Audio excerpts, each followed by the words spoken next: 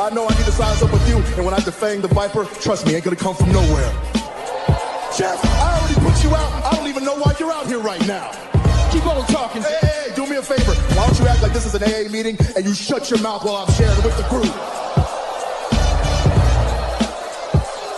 And Mustafa, you out here, a boy among men. And I'm gonna tell you what, you got lucky at the Rumble, so I know you're gonna come out here and run your mouth about how bad you are. But let me give you a little bit of a reality check. You see, Mustafa, you said that my eyes don't lie. Well, your eyes don't lie either, because last week, they were closed real tight when I put your simple ass to sleep.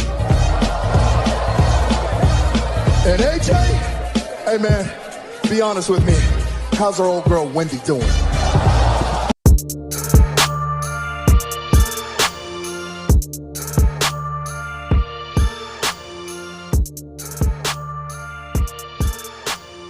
Devin, and we are about to go through a week's worth of wrestling.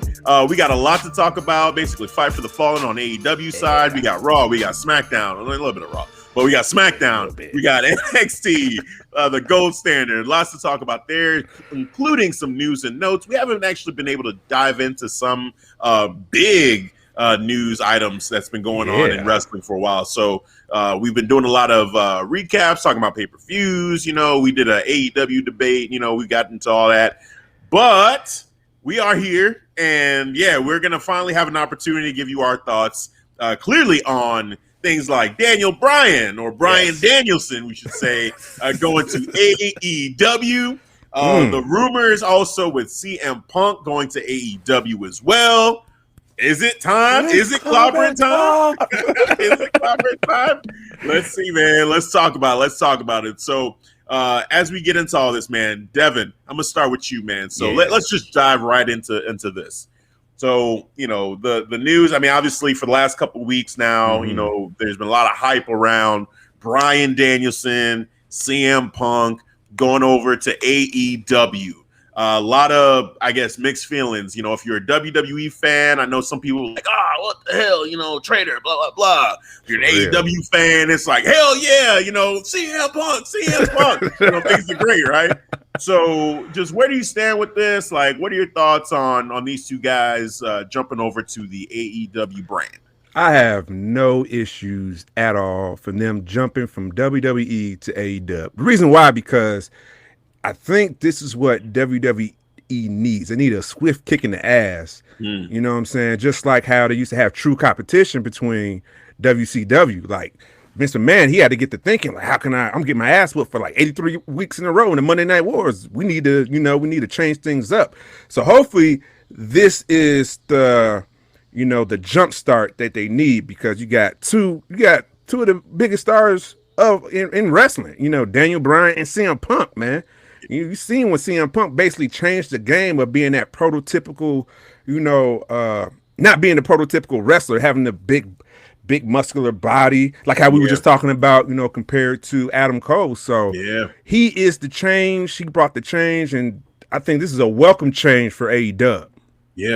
Yeah, man. I mean, it's exciting. You know, it's AEW is a brand that it's been fun to watch. You know, and we talked about how, are they the revolution? Things like that. And we're at times we're critical of AEW when we feel like it's warranted, and at times we praise AEW where we feel like it's warranted. Yes. With this right here, this has brought some genuine excitement. I feel like it should be, in my opinion, whether you're a WWE fan or AEW fan, we should all just be excited about this because it's great for wrestling. To get CM Punk back in a wrestling ring, if it's going to happen. It's going to happen, right? Because, CM Punk, I'll believe it when I see it. We've been down the road, I feel. So I'll believe it when I see it. With my own eyes. Right. Bryan Danielson, yes, I believe that's happening, that he's in, and I'm excited for that. CM Punk, I'll wait till I see it. But overall, I feel like just as wrestling fans, to get these two guys in AEW, Bryan Danielson, I should say, gets to do what he wants to do in terms of, he gets to travel to Japan as well and wrestle all over the world along with wrestling in AEW. With CM Punk, we haven't seen this dude in, over what, it was 8 years now it's been? Yeah, since 2014, right? Yeah, I want to say, So last time I actually saw him was at a house show in Hammond, Indiana. Wow. And that was the last time. I didn't know it'd be the last time I'll see him, but that was the last time I saw CM Punk. Yeah, It's crazy, man. So I just feel like it's great. You know, I am excited about it. You know, and we got a couple shows coming up in Chicago where potentially he could be making his debut. One at Rampage on that Friday. What is the exact date of August that? 20th, Friday. August 20th. There we go. United Center on the West Side. United Center, huge event. You know, first time I think that they've held the wrestling event at the United Center. If I'm not mistaken. No. They did well for AEW, yes, but for WWE, no. They actually did a house show or a live show there. Okay. I want to say maybe Brock was there. It's like, so they did have a show there. I remember a few years ago. Okay, it's just it's always been weird to me how, you know, they don't use it for a pay-per-view. That the cost of using the United Center, you know, maybe is what drove them not to use it. You know, I mean, I love Allstate, believe me. Like, there's not a bad seat in the house. No, so that's it's a not. perfect venue. But United Center, you're gonna need some binoculars. You know, Right. Yeah, exactly. You know, that's well said. Yes. So, you know, it's interesting. It's interesting, but awesome on AEW side to on the con side to get that venue and potentially have it be the debut of CM Punk. A few people I've talked to, they're like, man, and I kind of side with this, that there's so much hype going into CM Punk showing up that if he doesn't show up, I feel like there's going to be a lot of disappointment amongst that crowd. That crowd is going to be chanting for CM Punk from the beginning to the end of that show. Before the show, they will. Before they're going to chant CM Punk, you're going to hear. Yes, and it will just get louder if he even doesn't show up after the show. Yep. So, you know, it'll be interesting to see how AEW does it. Do they wait? Do they hold him and say, well, let's just wait for the pay-per-view? Or do they just do it here leading into that show? So we'll see. You know, we'll see what happens there. On Bryan Danielson's side, I mean, again, like, I'm just really excited to see him back in action. Now with him, I feel like it's been a little bit more personal. Again, some of the people who feel a certain type of way about, you know, Bryan Danielson being like leaving WWE.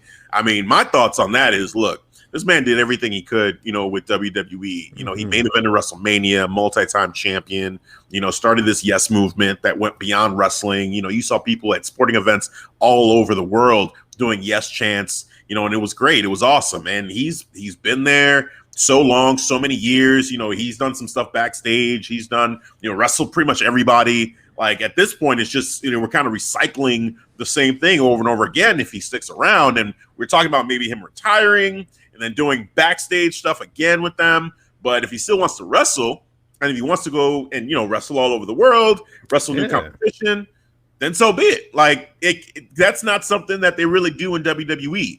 You know, there were rumors about them trying to get a deal with New Japan and trying to have a partnership there. Didn't happen. And the forbidden door has been somewhat open by AEW in the con. So, you know, hey, there's an opportunity there that seems a little less of an obstacle for Daniel with AEW than it does with WWE. So, you know, it makes total sense why Daniel Bryan would go there. New competition. I would love to see him go against the Kenny Omegas of the world, you know, to go against the Adam Pages of the world, to go against the Darby Allins of the world. Like, all these matchups, man, it's like, it's fun to think about. Scorpio Sky, you know, all these guys. Dream matches. Yeah, and then Tanahashi, you know, in Japan, you know, like, that would be insane. I mean, let's do it. You know what I'm saying? Yes. Like, so for me, I just feel like this is freaking awesome that he gets to do that. And for AEW, now we're getting to a point where the competition talk, you know, from Vince, like, oh, they're not competition. Well, you know, I feel like from a business standpoint, yes, I can see exactly that point. From a fan standpoint and saying, like, okay, now you're adding star power. You're adding, like, the WWE guys at the beginning before were guys that really never got the opportunity to become full-fledged stars in WWE. But now you got two guys who you can argue have been two of WWE's biggest stars in the last 10 years. Yes. And they're still, at least Daniel Bryan or Bryan Danielson, we know he could still go. He could still go. CM Punk, he's been out of action for a while, but I'm going to say I have faith that he's still going to be able to go at a high level. It's not going to be like when, you know, in WCW, how you had, you know, some of the older guys show up and it's like they can barely, you know, go, but they're still trying to push them, you know, to that upper echelon. So to have these bona fide stars, two of the biggest stars in all of wrestling show up in AEW, that's where now we start getting a little bit interesting, where viewers, fans of wrestling, people who've stopped watching wrestling because, it sucks, it's shitty, they hear CM Punk is showing back up and Daniel Bryan, aka Bryan Danielson, is showing up on AEW. That might make some people tune in. You're right. You're right. I was one of them when, I was going through my dark ages of WWE, and it was the summer of Punk is when I ended my, right. It brought me back. Like, it was like from the death of Eddie from like 07 to 2011, the summer of Punk, when that started. CM Punk was the guy that brought me back. So to your point, he could actually be that guy that brings some casual fans back to put more eyes on AEW. What they is what they need too, man. So hell yeah, that's a point that hits home. Yeah. So I feel like it's a great move for AEW. I'm curious how they're going to book this from a story perspective. We'll get into that a little bit when we talk about AEW, the review of Fight for the Fallen. It's juicy now. Yeah, we'll see, because I'm a little, I don't know in terms of some of the decisions they're making, but we'll get there. But sticking with the topic of WWE and AEW and the competition, because Vince made that comment about they're not competition. I know you had been going back and forth, with people on Twitter about that. So talk about that a little bit. Talk about your perspective on that. Well, like you said, I'm glad you had put it in terms of from a fan perspective. Star power. You see the wrestling fan, they probably can see it that way. All right, they're starting to become more competition. But from a business standpoint, marketing wise, branding wise, they are nowhere near close. Like nowhere near close. Like WWE has avenues, they have networks. Look at Sasha Banks. She's in the Mandalorian, bro. You know what I'm saying? It opens doors for you, bro. They have the Peacock. They have the Peacock app. Yeah, it sucks, but then now they're in more homes now compared to the WWE network. It's more accessible. So that's how I see it. How when you're talking about competition, always looking from a business standpoint. So I think that's why I go back and forth with the fans, because the fans just see it from how you just said it, from the fan perspective, just seeing the star power. I get that, but at the end of the day, this is a wrestling business, bro. So that's how I'm going to treat it as. I'm going to treat it as a business. So right now, there are nowhere near WWE when it comes to competition. So I think there's some truth to what Vince McMahon says. Yeah, I mean, I think that, definitely, you bringing up Peacock and them being in a ton of more homes and just having apps. Even when they had the network, it was kind of like you can't really compare the two, because, with AEW, it's like they don't have that same platform for people to just say, hey, we're going to spend this and be able to eat up all the, content we want. And now even people who didn't necessarily, they don't watch wrestling, but they see it pop up. It's one of those tabs. You got your TV shows, you got your movies, WWE, what's that? Like that, now you're in. Now you're seeing it. It's right in your face. So they're getting that advertising through that. I feel you there. I hear you. I think that one place where they are starting to compete a little bit with WWE, though, is on some of these venues. And it's United Center, getting that's huge. Madison Square Garden, I mean, traditionally that had been something that was WWE for a long time. WWE's home. That's McMahon home. But it's starting to open up a little bit, because even a couple of years ago, WrestleMania weekend, Madison Square Garden got taken over by New Japan. Basically. So and it was like New Japan, what, ROH? I think it was Ring of Honor. Ring of Honor. So it's like if you can infiltrate some of those bigger venues and like snipe some of these locales and some of these dates that WWE was looking at and taking, man, I think that would get Vince's attention. Like, shit, what? You're trying to tell me I can't get the Garden when I want it? What? Are you serious? I can't get United Center when I want it? I can't get, the X, Y, or Z venue? Like, that kind of gets interesting. But, in terms of eyeballs on the product and being on network television, they're on Fox. That's like shit. You can't really compare being on TNT, to be on Fox in terms of the amount of homes that enters. Like that is just awesome, for WWE. And then they also have USA, along with that too. So yeah, man, from a business perspective, I think definitely WWE is still a step ahead a couple steps ahead Yeah. of AEW. Now, as far as hardcore wrestling fans go, and where the heart leans and where the views lean, like, okay, I could see it where this is a turning point for sure for both of these companies, where I can see a shift for if you're a hardcore fan and you were saying, hey, I'm sticking in there with WWE, some of the things that's been going on recently might have you say, you know what, I want to check out AEW a little bit more because I'm a little bit frustrated with how they're treating certain wrestlers. And now I got CM Punk and Daniel Bryan showing up. And then, I mean, obviously the recent news, we'll transition to that. Bray Wyatt gets released. Yeah. And it's like, what the hell is going on? You know, like, and if you're not following what's going on behind the scenes, maybe you're just looking into like, oh, they released another one of my favorite wrestlers.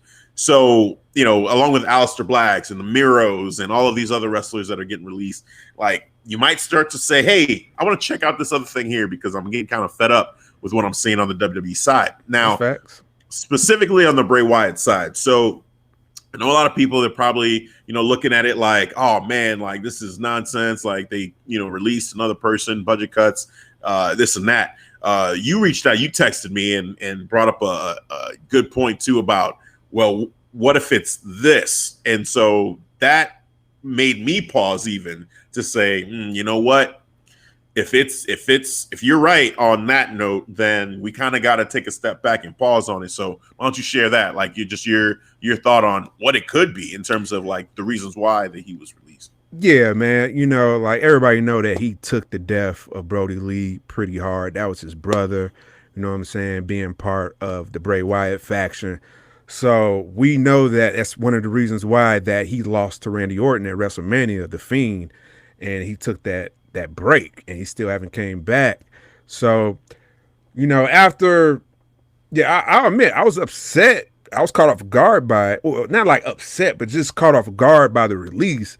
But I had to take a pause. I had to take a second back. I'm like, well, you know what? He hasn't been on TV for a while. We already know what he was going through. So maybe this was just a mutual release right here. You know what I'm saying? But you know how rumors work. I got my sources. You got Sean Ross. You got all that. It could be some credible sources, but at the end of the day, it's still a source, man. Right. It's not coming from the horse's mouth. So until I hear what actually went on, you know what I'm saying? To me, I'm just going to respect and just you know, leave it alone as you know, just the way it is. Yeah. And I think, you know, when you said that to me, it kind of made me it grounded my mind a little bit and made me think about it a little bit more too. And I echo that sentiment that, you know, until we hear from Bray Wyatt himself, you know, it's kind of one of those things where you just got to respect what's going on and just wait on that before passing judgment on like, oh man, you know, like Vince, he's just such an asshole, whatever, for releasing all these people. Like it could be that they botched Bray Wyatt's whole thing and now they're releasing him without, you know, in the wrong way, just like what they did with Aleister Black and all these other guys. But again, with the Brody Lee passing, and we know how Bray took it. He wrote the long like letter basically to, you know, Brody after his death to, you know, just share his emotions and what he was feeling. Like it's tough, you know, like, so this could just be, hey, he needs to take care of himself, you know, his mental health. He's trying to work on that. He still doesn't feel right to wrestle. And it's like, okay, like, let's just go ahead and part ways for now. And then, you know, go from there. It could be that. It could. And with that even being a possibility and with us not knowing for sure, not hearing from Bray, it makes sense to just say, okay, let's leave that one alone. The rest of them, we've gotten enough information from Miro, Aleister, you know, John Moxley. We know really what went down and their frustrations with while they were in WWE.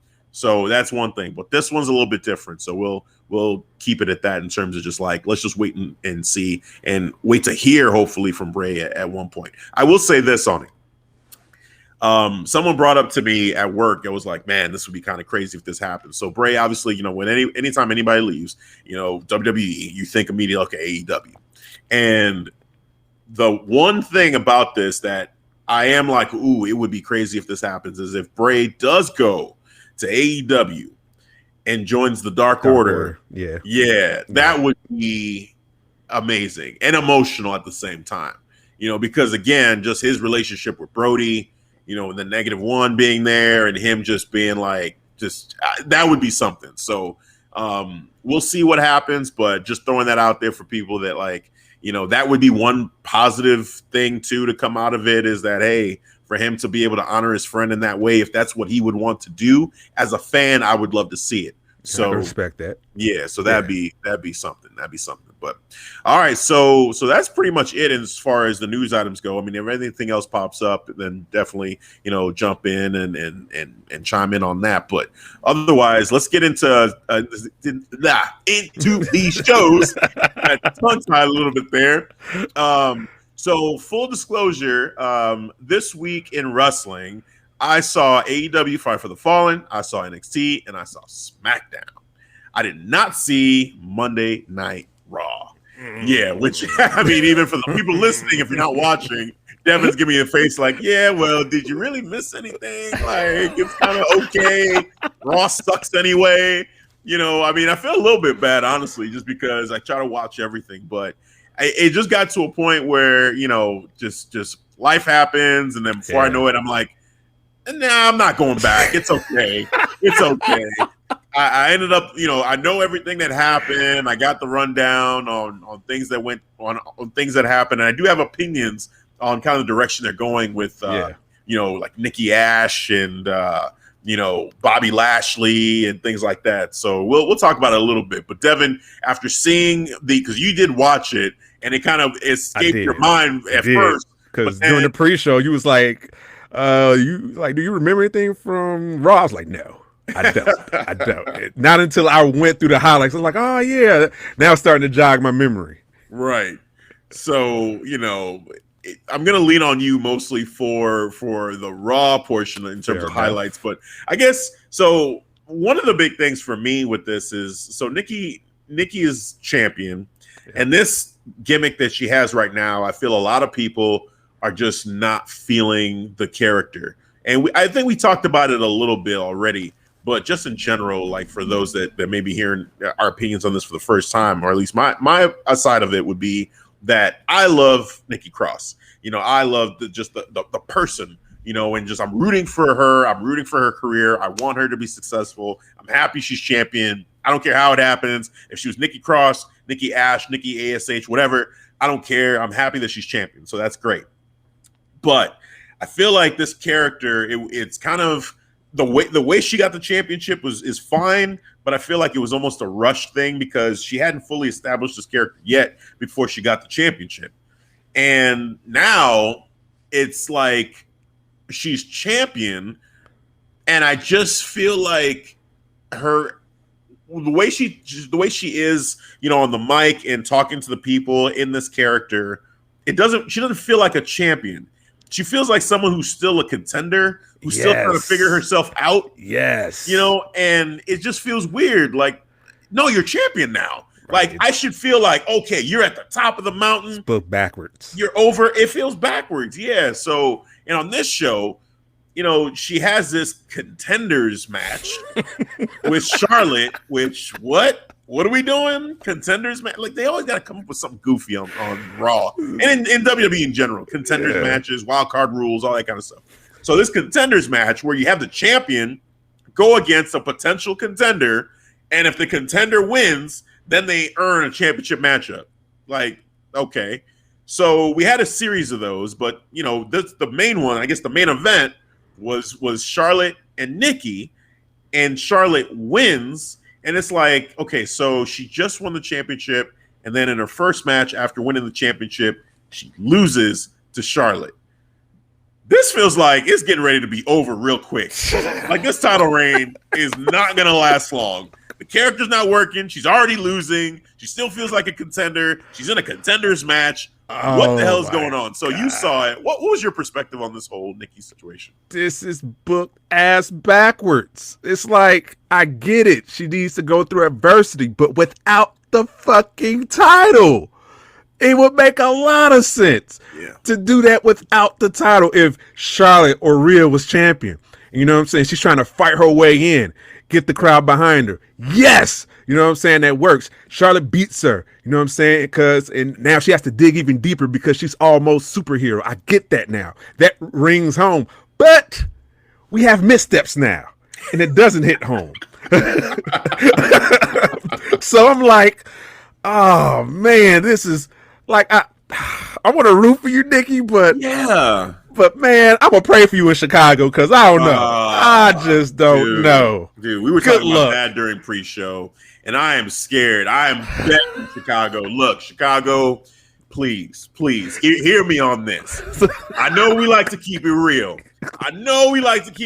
When wrestling comes to town, and if we don't like something, it doesn't matter. We boo, But with Nikki, just can we just for this one time? I don't know. Give her a pass. Just a little bit of a pass. She's working on it. She's a good person. Because my fear is she gets booed. Vince is going to hear that shit and be like, oh, it's over. Get this belt off of her.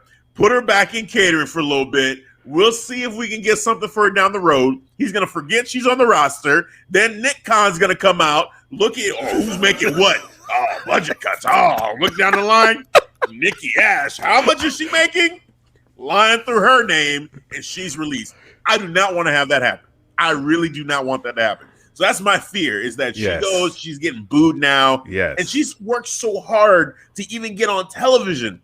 And now, if this character doesn't work, it's like, well, we tried everything. We tried you as Nikki Cross. We tried you with Alexa. We tried you as Nikki Ash. It didn't work. I think the character is working, but it's not working for us adults. Like, it's hitting home for kids. True. It's not for us. That's right. It's definitely not for us. But it ain't gonna be too many kids in Chicago. I'm just letting you know. Yeah. Man, that's tough, man. I want her to be successful. I really do. But I am terrified. I'm terrified of just like, if this one doesn't work, then what? I mean, it's tough. It's tough. We've seen her go through so much and try and change her character. And I guess what pisses me off about this is that her character from NXT was great, and like she was over. Like that NXT, the NXT fan base loved her. Crazy Nikki Cross, and she gets to WWE, to the main roster, and it's like Vince again just did not see what that was, so he doesn't know how to book her. He doesn't know what to do with her. And then he's with Nikki. Then he's with Alexa. She's with Alexa Bliss, and she's trying to be proper and happy and nice, and she's working on her speech. I actually didn't mind that. Yeah, well, I did because I felt like they were trying to change her, and instead of just letting her be great as she was, it's like, oh, in order to get over, you have to clean it up. Like, no, you don't. No, you don't. People liked her the way she was. Like, why does she have to be like Alexa in order to get over? Like, that to me was like, no. We have so many different types of people in this world. Like, Alexa's Alexa. Let Nikki be Nikki and have her just be loved for who she is versus trying to change her into this box and then this cookie cutter, whatever you think she needs to be in order. Like, she has an accent. Let her have the accent. Don't let her be like, oh, I gotta fix it up and tune it. No, let her be herself, man. Like, the fucking accent is awesome. The way not at one time when she was in NXT to have a problem with a Nikki Cross promo or anything Nikki was doing. No. I was in love with Nikki. I think we talked about this. The match she had with Shayna Baszler. Yeah. Oh my God. Yeah. Crazy. She was the one person I was like, you know what? I think she might get her because she took that L on her chin. Yeah. And she, oh my gosh, when she had her in the what's Shayna's sleeper finisher? I can't even remember. She put her in the sleeper, and we're all screaming, Nikki, come on, fight out of it, come on, Nikki. And then Nikki starts smiling, and we all knew what that means. We're like, Nikki, no. And she's like, all right, I'm gonna take a nice nap. And then she fell asleep, and they called the match. It was just great. Like, we all just loved Nikki the way she was before. So see, my pushback would be on that though. Like, I got to play devil's advocate because you mentioned NXT a lot. Yeah, and it's a big difference from an NXT crowd to a main roster crowd. Is definitely a big difference. some might know her, but a lot are not gonna know her, bro. So yeah, so from Vince's eyes, I gotta freshen this up a bit. I gotta change. I gotta add a little bit. No, you know what I'm saying? No, I'm just saying. The problem I have with that is that Vince doesn't try it first. What he does is say, "Oh, I'm a genius, I know, so I'm just going to go ahead and change it now because this is definitely not going to work." Instead of just having her go out there, because look, the shitty part about how they use NXT is you have them do all this work developing their characters in developmental. But then you don't carry any of that over. It's like a lot of stuff that happens in NXT. It's like it doesn't exist. It doesn't matter. Then they go to the main roster, universe, quote unquote. Yeah, and it's like you don't mention all the history that happened, all the stories that happened, and try to have that carry over. You just instantly try to have people look at them as brand new, fresh, something for, like you say, for the WWE universe, which is different from NXT. Yeah, you're not wrong that the fan base is mixed up. You have your hardcore and your casual that will go to a WWE event. And so, the people there, it's just a little bit different. But I would say if it's developmental, then the whole point of NXT is to have them come up with a character, have them come up with something that you can use to then have them be ready-made and ready to go for Raw or SmackDown. Not to say, hey, yeah, all that work you just did, okay, that was nice. Erase it. We're going to start over and develop a whole new character. What? What did I do all that for? I should have been working on that in NXT. If you think it's not going to work, if whatever I'm working on in NXT, you feel like it's not going to work on the WWE level, then what the hell are we doing? Like, that's a fair point. That's a fair point. Like, we're wasting time then. Then let's just have me, while I'm in NXT, have whoever really has Vince's ear, go to NXT, evaluate those characters, and say, you know what? I already know Vince is going to like that. Vince is going to like that. Vince is going to like that. Let's change this now here. Test it out while we're in NXT. Yeah. They should do that. Like, Kevin Dunn. Don't waste their time. Yeah, right. Kevin Dunn, whoever it is, man. Like, don't waste their time. Let's just get it right while they're in NXT, and then just have them take that moment. And the other thing, too, with that is, look at Keith Lee. Like, Keith Lee, his character worked in NXT. He went to the Rumble. He went to Survivor Series. He was over. The crowd loved him. He was over at Survivor Series. And Vince still changed him. Yeah. What? Yeah. So I just feel like I hear what you're saying. Valid point. But, nah, man. It's just, I think Vince needs to give it a chance first. Let them try to get that character, that same character over. Let it breathe. Give it a shot. Let the crowd tell you, nah, I'm not feeling this character that they were in NXT. They need to do something else. If it's quiet for give them 4 weeks. Yeah. You have 4 weeks to get this character over that was working in NXT. And if it doesn't work, you're going back to developmental. Just do that. That's what I would say. I wonder what changed because a few years ago, let's use Kevin Owens when he was in NXT. He came as NXT champion, challenged John Cena when he was the US champion. And bro, he was fucking over. Beat John Cena too for the US title. So I'm trying to understand what happened within that time period that he needed to change up the format for NXT call-ups. Perfect transition, because let's talk about Karrion Kross and Keith Lee, because it's the same thing. You got the champion. Kevin Owens had the championship when he went. He had his call-up. Karrion Kross has the championship with his call-up. The first week Karrion Kross showed up, he lost to Jeff Hardy. You had Kevin Owens win against John Cena and won. Yeah. And you got Karrion Kross going against Jeff Hardy and losing. Okay, that was last week. Now this week, you took Karrion Kross, who lost, and you put him against Keith Lee, who also lost in his re-debut against Bobby Lashley. So now, hey, somebody's got to lose. The match isn't even about. Somebody got to take this L. Right. It's not about, okay, who's going to get it over? Who's going to, building up this guy. No, it's not about that. Now, all of us as fans of these characters are dreading who's going to lose. Yeah. I didn't like that. I had the same feeling when it was Miro and Lance Archer. Yeah. It was the exact same feeling. I'm like, God damn, this sucks for both of them. And this is how I felt when I was watching Raw between Karrion Kross and Keith Lee. This is a catch-22. Nobody benefits from this, bro. But you know something, to me, this is 100 times worse than that. I felt like shit during that one, but this is 100 times worse because there's nothing on the line. At least with that. Yeah, it was a title. TNT championship. That's true. So you can say, okay, these two guys, they're both fighting for the championship. Okay, fine. Even though I didn't like that Lance Archer was coming off of losses, and I was thinking Lance is going to lose and have another loss. But now, this one, not only are both of them coming off of losses, there's nothing on the line. Nah. Like, what does Karrion Kross really gain from this win? Because Karrion Kross wins, cool, but Nothing. what did he gain? Like, I don't look at him like, oh yeah, great, he's the next, he's gonna main event WrestleMania now. Like, he didn't prove a goddamn thing to me, bro. Right. By passing out Keith Lee. Like, cause he did this in NXT already. Yep. He beat Keith Lee when Keith Lee was not double champion. He already dropped the North American. Yeah. But when he took the belt off of Keith Lee. Yep. We've seen it. Shout out to commentary to Corey Graves. They did mention that little history. That's good. That's good. I'm glad. A little context. But yeah, and I know that Keith Lee, it took a while for him to actually finally submit. Like, he was in the submission for a long time. So, but I don't understand that, man. The booking on that is just super weird. It's raw. You know? Oh, God. So I don't even get really upset at Raw anymore, bro. It's just I know you, because basically for you, it's just like you've just given up on, like, I'm not going to invest too much of my emotion into it. It's a waste of my energy to that, man. Yeah. I already know the outcome. Right. We went through this. How long we been doing this show now? I know. You know what I'm saying? I know. Like, shame on us for thinking it could be any different, right? Right. I'm not going to drive my mind. That's the definition of an insanity, man. Yeah.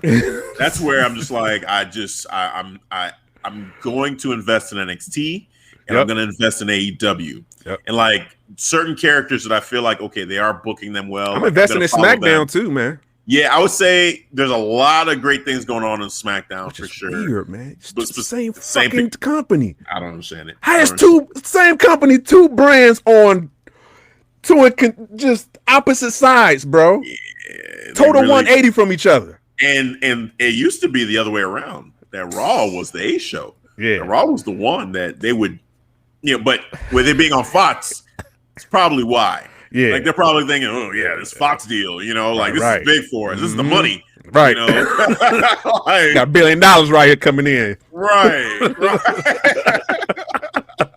Money talks, man. Yeah, money talks. So yeah, man. I mean, what else from Raw kind of stands out that would even be worth mentioning here? Because honestly, for me, I'm looking at this and I'm glad I didn't just sit through this episode. I mean, okay, so I think the best thing that came out of it, and there is one more thing I want to discuss. Yeah. Damian Priest. Yeah. The fact that Damian Priest had that match with Sheamus. Damn good match. And won that match. And so now he's going to get that opportunity at the United States Championship. Yeah. That's great. The crowd gets to see Damian Priest. He wins. Sheamus is a great heel right now. He is. But that is just a great combination. Bar fight Sheamus. I'm with it. I'm with it, man. I love it. I love the character he has now, and just the mask and everything, and just the ruthlessness that he has too. Yeah. And Damian Priest, like, this is just a great opportunity for him to take that next level up. So yeah, man, I thought that was probably the best thing to me from the things that I read about it. That was the best. It was, man. Like wrestling wise and just character wise, that was like one of the bright spots about Raw. Damian Priest and bar fight Sheamus. Now Sheamus comes out with this whole new, on the Titantron. He got like this neon lights, all the bar lights coming down the alley. I'm like, this is confirmed. Yeah. This is decided. Bar fight Sheamus. Dude. I said it. Yeah. I love it. Me too. I saw that. I was like, oh man, this is cool, dude. I dig this. I dig this for Sheamus. It's a change, but it seems like he's having fun with it. Yeah. Now the jacket makes sense, and like the way he's been acting makes sense. So I dig it, man. This is really cool. So yeah, and then it seems like Riddle, Randy Orton versus AJ and Omos. It's going to happen. I think AJ went against, or there was something with AJ and Riddle that happened on this episode, if I'm not mistaken, where it just seems like it's teasing that that's going to happen. We did get a rematch. It was AJ and Omos versus the Viking Raiders, it looks like, with that. But really, I think the story here is that eventually, I don't know what's going on with Randy, but Riddle, the SummerSlam matchup seems to be that it's going to be Riddle and Randy versus Omos and AJ, and I'm cool. You think the Viking Raiders might get in there? Might be a triple threat tag team? I hope not, I hope it's just a one-on-one tag team match, between those two teams. I just feel like the Viking Raiders is cool, but I don't know. I'm not feeling them right now. And I think that let me restate that. It's not that I'm not feeling them right now, because I actually think that they're a great tag team. It's just they just had their opportunity, and this whole thing, like, okay, you had an opportunity, you lost, now you're gonna get another opportunity, another opportunity. I hear you. Let's mix this up a little bit. You got your opportunity, you lost, back in line. Like that's it. Like let's get back to, hey, not this whole thing about matches being rehashed over and over and over again. I don't want to see them a part of it for that reason. Not that they're not good or not that they're not interesting, just that I want something new. Well, let me re-ask that question. Will another team be a part of the possible? No, I don't think so. Now Ali and Mansoor, not that team. So they had a good tag match actually against T-Bar and Mace. Okay. Yeah, so you like the crowd kind of react to it? Yeah, man. They was doing some high flying, just the way the story was told between the two. Ali learning to trust Mansoor and seeing Mansoor got his back, and seeing how Mansoor noticed Ali had his back too. So it was cool, man. I'm enjoying it so far. It's working for me. I don't know how about for other people, but I'm digging it though. Yeah. I like Mansoor, man. He got a good attitude about, like a prototypical face, but I don't know. He just has great charisma for being a face character. Okay. All right. Well, that's fair. I mean, we'll see. We'll see if they can, build a good enough following and get people, invested enough in them to make it make sense. But I doubt it for SummerSlam. I really do. I feel like, it just doesn't make sense. I want it to be just those two tag teams going against each other, and that's it. If they're going to do that match at all at SummerSlam, I feel like that's the match to make. All right. I feel like I've exhausted Raw. I feel like I want to just move on from. One thing I want to bring up about Raw, the handicap match. Oh, yeah. Bobby Lashley and Cedric Alexander and Shelton Benjamin. It was. Are they just done? Are they just done now? Is it over? Hey, the way that match went, I think Bobby Lashley put the nail in the coffin, bro. It was a handicap match too. It wasn't like, all right, Cedric Alexander has to tag in Sheamus. It was like a tornado tag rules, bro. Yeah. And they tried to use a little, use their tag team chemistry, but that shit did not work. He destroyed them. He stacked them. He smashed them, stacked them, pinned them. 1, 2, 3, bro. Did he do it? Did he lay him on top of each other? Yes, he did, bro. I was like, I've seen this before. He got my whole fucking flow, bar for bar. Oh, man. Well, yeah, that's it, man. It's a wrap. I'm sorry, Cedric. Shelton, he's been around for a while, so it's okay. But Cedric, wow. Yeah, man. All right, let's move on to SmackDown. Let's talk about that. Let's talk about the Tribal Chief and Finn Balor. Yes. Or would it be? So, what was your experience like with this? Because, yeah, man, It was entertaining. Fucking John Cena, bro. I swear. I don't know, man. I got mixed feelings on how this went down, but go ahead. Well, man. You go first, man. I want to hear your mixed feelings about it. So, you got the contract signing getting ready to happen between Roman and Finn. And at the back of my head, I'm like, how is John Cena going to get himself into this? Because, in my head, I know it's not going to be Finn. So why are they messing with us? Why are they even doing this? So, Finn's music plays, and I thought maybe Finn got jumped in the back. Someone took him out. Maybe Sami Zayn took him out, and that's how he's not going to show up. And then John Cena is going to come out and piss off Roman and say, "Fine, I want the match." Nah, Finn comes out and he's playing into it. Yeah, he's doing his pose and everything. Yeah, and even Roman was like, "You know what? You're not like John. I like you. I like you. I respect you, but just understand." I'm gonna smash you at SummerSlam.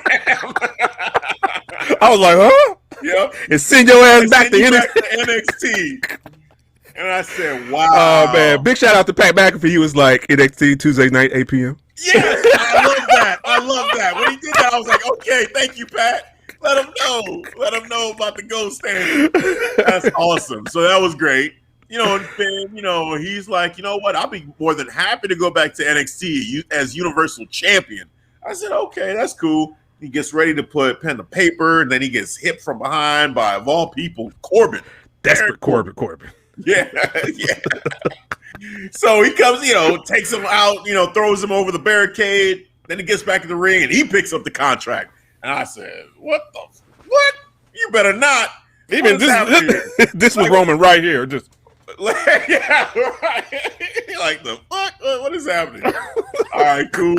And then here comes John Cena in his jorts. Like, spreading. Takes out Corbin. Then he picks up the contract. And then in big old, regular letters, just, writes Cena on the contract. And then signs. And then leaves. And I'm like, how does that work? What is happening right now? Finn's name is on the contract. Yes. Even Pat McAfee mentioned that. I'm like, how does that work? How does that work? Where's the legality? What is going on? This can't be legal. What is happening right now? You can't just jump in and I'm going to sign my name on his contract, and now I got the match. But Adam Pearce and Sonya Deville, Heyman came up. Heyman's like, all right, guys, that was funny. That was entertaining, but we all know that's Finn's match. Like, what the hell are we doing? Yeah, Finn's name is on the contract. Finn's name's on the contract. And they're like, well, I don't see the problem. I mean, I said what I promised was that we would make sure that that two people would sign this contract. And I see Cena's name. So, I'm okay with this. And I'm like, what? What? So this is how Finn's gonna get screwed. Lawyer up.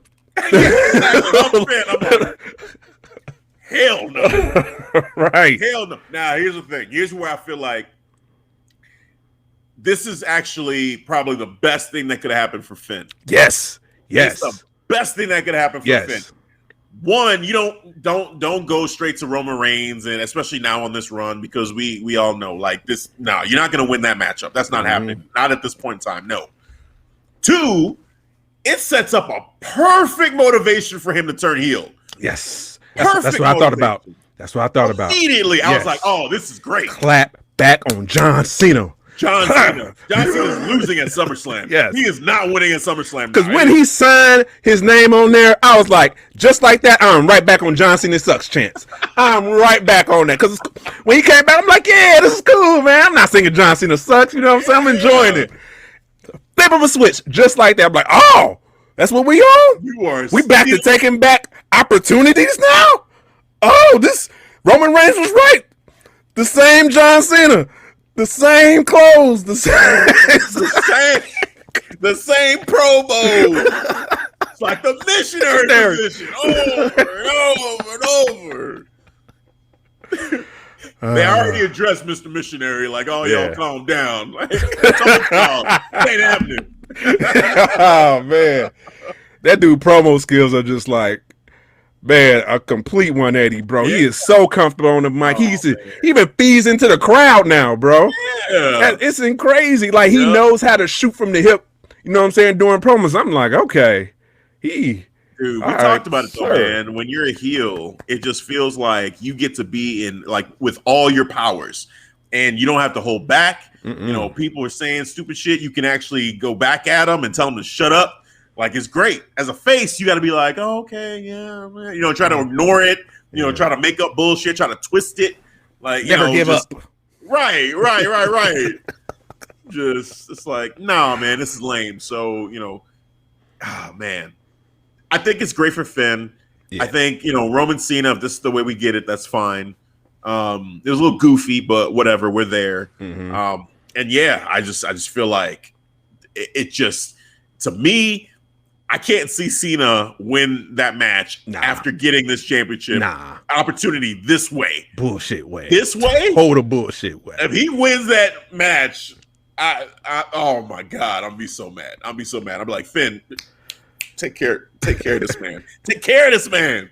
He disrespected you. I was actually more excited about Corbin signing. I was like, sign it! Sign it, Corbin! You've been down on your luck, sign it! He was that damn close, and John Cena came swooping down. Yeah. Oh no! Not on my watch, sir. Not happening. So yeah, man. What do you think of Corbin, man? You think you into this whole gimmick he has? Hell yeah, bro. It's relatable to the crowd, man. Like, everybody been down on their luck, going through hard times. And when you're trying to find some money to pay the next bill. Like, I'm enjoying that, man. Like, even when in the beginning of the show, he was having that back and forth with John Cena, asking John Cena for some money. He was like, $40. Like, this it? Like, you're rich. Facts. Oh man, bro. So I'm enjoying the Baron Corbin character, bro. Cool. It's entertaining. Well, the other big news we had on this show happened with a segment we had with Bianca Belair. She was getting interviewed by Kayla, and just talking about her 110 days reign as champion, celebrating that. And then we had Carmella come out, and kind of, which I was like, oh, come on, here we go again. Really? How many times is Carmella going to come out here and this matchup happen? Like, you shouldn't even got a rematch of Rolling Loud. Yes, you did. That didn't even make sense to me, bro. I'm like, how? You got pinned clean. There was no controversy whatsoever. And here you are again with another opportunity. And then you lost clean again. And you're showing up again? Stop it. Make it make sense. Yeah. So the Vega comes out. Okay, cool. Now, she's coming out and say, hey, we need something new. We need something different. We need me. I'm like, yes. All right. I'd be more into that for sure. So then she went down there and then they started a beat down on Bianca. And Bianca actually said, yes, I accept to Zelina. So she did actually accept it. They did the beat down. But as the beat down was happening, it hit that music. I was like, ah! And it was indeed boss time again on SmackDown. Sasha Banks made her return. And this was a masterpiece for me of just a couple of segments. So first, she comes out. She helps Bianca. She's hitting, Carmella and Zelina and backing up Bianca. They're both, teaming up and beating their ass. And then she stands up Bianca and she hugs her. And real aggressive. Real aggressive. Yeah, my friend. Yeah, pats in the back. Yeah. Her. Yes. Cheer. Wink. Cheer. And I'm like, okay. And then they announced later on, then they cut. I was waiting. I was like, she's gonna hit her. She didn't. They cut away. And I was like, okay, they're gonna try to slow play this. All right, cool. But then they said they had a tag match later in the night. I said, oh, this is where it's gonna happen. So they have the tag match, and they're teaming up, and Sasha's looking happy, and she's happy to be there. Her and Bianca, they're cool, whatever. Yeah. Showing some tag team chemistry too, man. Chemistry was there, was on point. Bianca picking up Sasha Banks, throwing her into Selena Vega and Carmella. Good spot. It was great, Sasha was getting pinned. Bianca came in, broke up the pin, had her back. I was like, cool. And then Sasha picks up the victory. They both get up again. Yeah, raising each other's hands. This is great. Sasha's playing the crowd. Yes, this is great. Bianca turns her back. Step back. Bianca turns her back to her. Sasha turned to her. Backstab her. Then she looked at the crowd. She said, you think I forgot? I never forget. She put the bank statement on her. She submitted her. She's yelling at her. I never forget. I was like, oh, yes, here we go. We're back. Yes. That was so glorious sight. Yeah. Heel Sasha played her like a fiddle. Bianca, hey, man, just the naivete of Bianca in this segment was great because Bianca, she's a true face. And I'm surprised at how great of a baby face Bianca has turned out to be. She is. When she came out, I was just so mad. Like, wow. Yeah. She is over. She is a superstar when she just came out. You know what I'm saying? Before Selena Vega and Carmella, that's all I was just thinking. I'm like, bro, they did a tremendous job for her booking. she is just such an over baby face, and it works so well, and she's so positive, talking to the crowd and thanking the fans and everything. I'm like, this is working so perfectly. It's amazing. So I'm like, great. And then to have Sasha come in and be this like to play her like a fiddle, and she when she saw Sasha, she was happy, and she was she was hopeful. Like this is we're on the same page, cool. Yeah. And it was smart too, because for people that saw the pictures, on social media or who watched the ESPYs, you saw them hugging each other, interacting positively there. So it was like, if you saw that, and then all of a sudden they're just enemies right away, you'd be like, oh, they're not acting like that happened. And even pictures that they posted on SmackDown about the win, they posted pictures of Bianca by herself. They didn't post pictures of her with Sasha. So I was like, are they going to act like, though that didn't happen when they were together and they were smiling and happy and hugging? So Sasha coming back and hugging her basically the same way she did when they were at the ESPYs, I was like, oh, Sasha's thinking, because now it's like, hey, yes, I've been luring you into a false sense of security since the ESPYs. Like, you thought we were cool. Yeah, we shared a great moment. This is wonderful. Yeah. No. This is all a plan. Like, okay. Yeah. So I thought that was awesome. Hell yeah, man. I am enjoying this build since WrestleMania, because WrestleMania, it wasn't about heel face. It was just about the moment. Right. You know what I'm saying? Great point. Just the women, especially black ladies, being the main event. It was about the moment. You saw the emotion in both of their faces, just, embracing it, like, yeah, this is it right here. So it really wasn't a story between heel and face. It was just two athletes, two competitors going at it. Now, for SummerSlam, our WrestleMania, basically, for hardcore fans, we have a clear baby face and a clear heel going into SummerSlam. Yes. Oh my God, this is perfect. This is like the way they just told this story, even giving Sasha Banks all that time off. You know what I'm saying? That even helped with the story. Yeah. As they just put more of the focus on Bianca, building herself up. Her and Bayley, that helped as well, because Bayley helped elevate her even more in that face role, establish it even more. This is just perfect, bro. Mwah. Yep. Absolutely, man. I'm loving it. I cannot wait for SummerSlam. Another matchup I can't wait for at SummerSlam. Edge versus Seth Rollins. Oh my God. Grandpa Edge. Grandpa Edge. Man, let me tell you. It was crazy because, Edge made his entrance. He was getting ready to do something or say something to the crowd. When they came back, Seth Rollins was there and Edge was gone. And I'm like, what the hell happened? Like, what you got to show us. They're like, let's take a look. And you see Edge, he's going down there, and Seth just obliterates Edge, takes him out, and then he's in the ring telling everybody, they're booing him. Someone, shut up. It's all Edge's fault. Took my opportunity. Roll the footage. Damn it. Roll the footage. They show it, and it makes perfect sense for why he's upset. He took his opportunity. I love the fact that Adam Pearce and Sonya Deville said they would take it under advisement, and Seth, his upset. He took that as face value, basically, bro. Yeah, exactly. And I'm like, oh my God, I can see why, and especially he went first. He went to them first and asked them, and they said, yeah, we'll take it under advisement. Then Edge walks in and like, yeah, you get the match. And then he's mad about it. He's like, man, you gave it to Edge, but I'm Seth freaking Rollins. And they're saying, but he's Edge. Like, what the hell is that supposed to mean to me? My accolades. Right, he's Edge.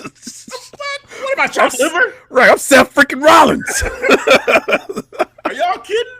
So, yeah, man, it was just crazy. And then Seth is just, going nuts, in the ring, letting everybody know. He said, basically, the bottom line of it was this. If I can't be Universal Champion, then neither can Edge. It is decided. I was like, ooh, that is a mic drop moment right there, bro. I was like, ain't happening, Edge. It is not happening. Not on Seth watch. Never. You will never be champion. If he can't be champion, you can't be champion. And I said, Bravo. I love it. Dude, man. So, yeah, I can't wait. This matchup here, it's amazing to me. I mean, it makes sense that they never fought, but looking at the two, the similarities and just like the charisma they both have, the chemistry they both have already, in the storyline, it's just amazing that these two guys have never fought. We get to see a first-time ever matchup between these two guys, man. I'm excited. Basically a 7-year story. Yeah, yeah, exactly. With the 2014 and him not taking that job at then, and now here he comes taking his opportunities. Oh man, I'm gonna pull the trigger. This time. Yep. Bang bang, bang bang, bang bang bang bang bang. I love Seth, man. Even like last week when Edge was giving his promo, talking about Seth. Seth came out. Did somebody say my name?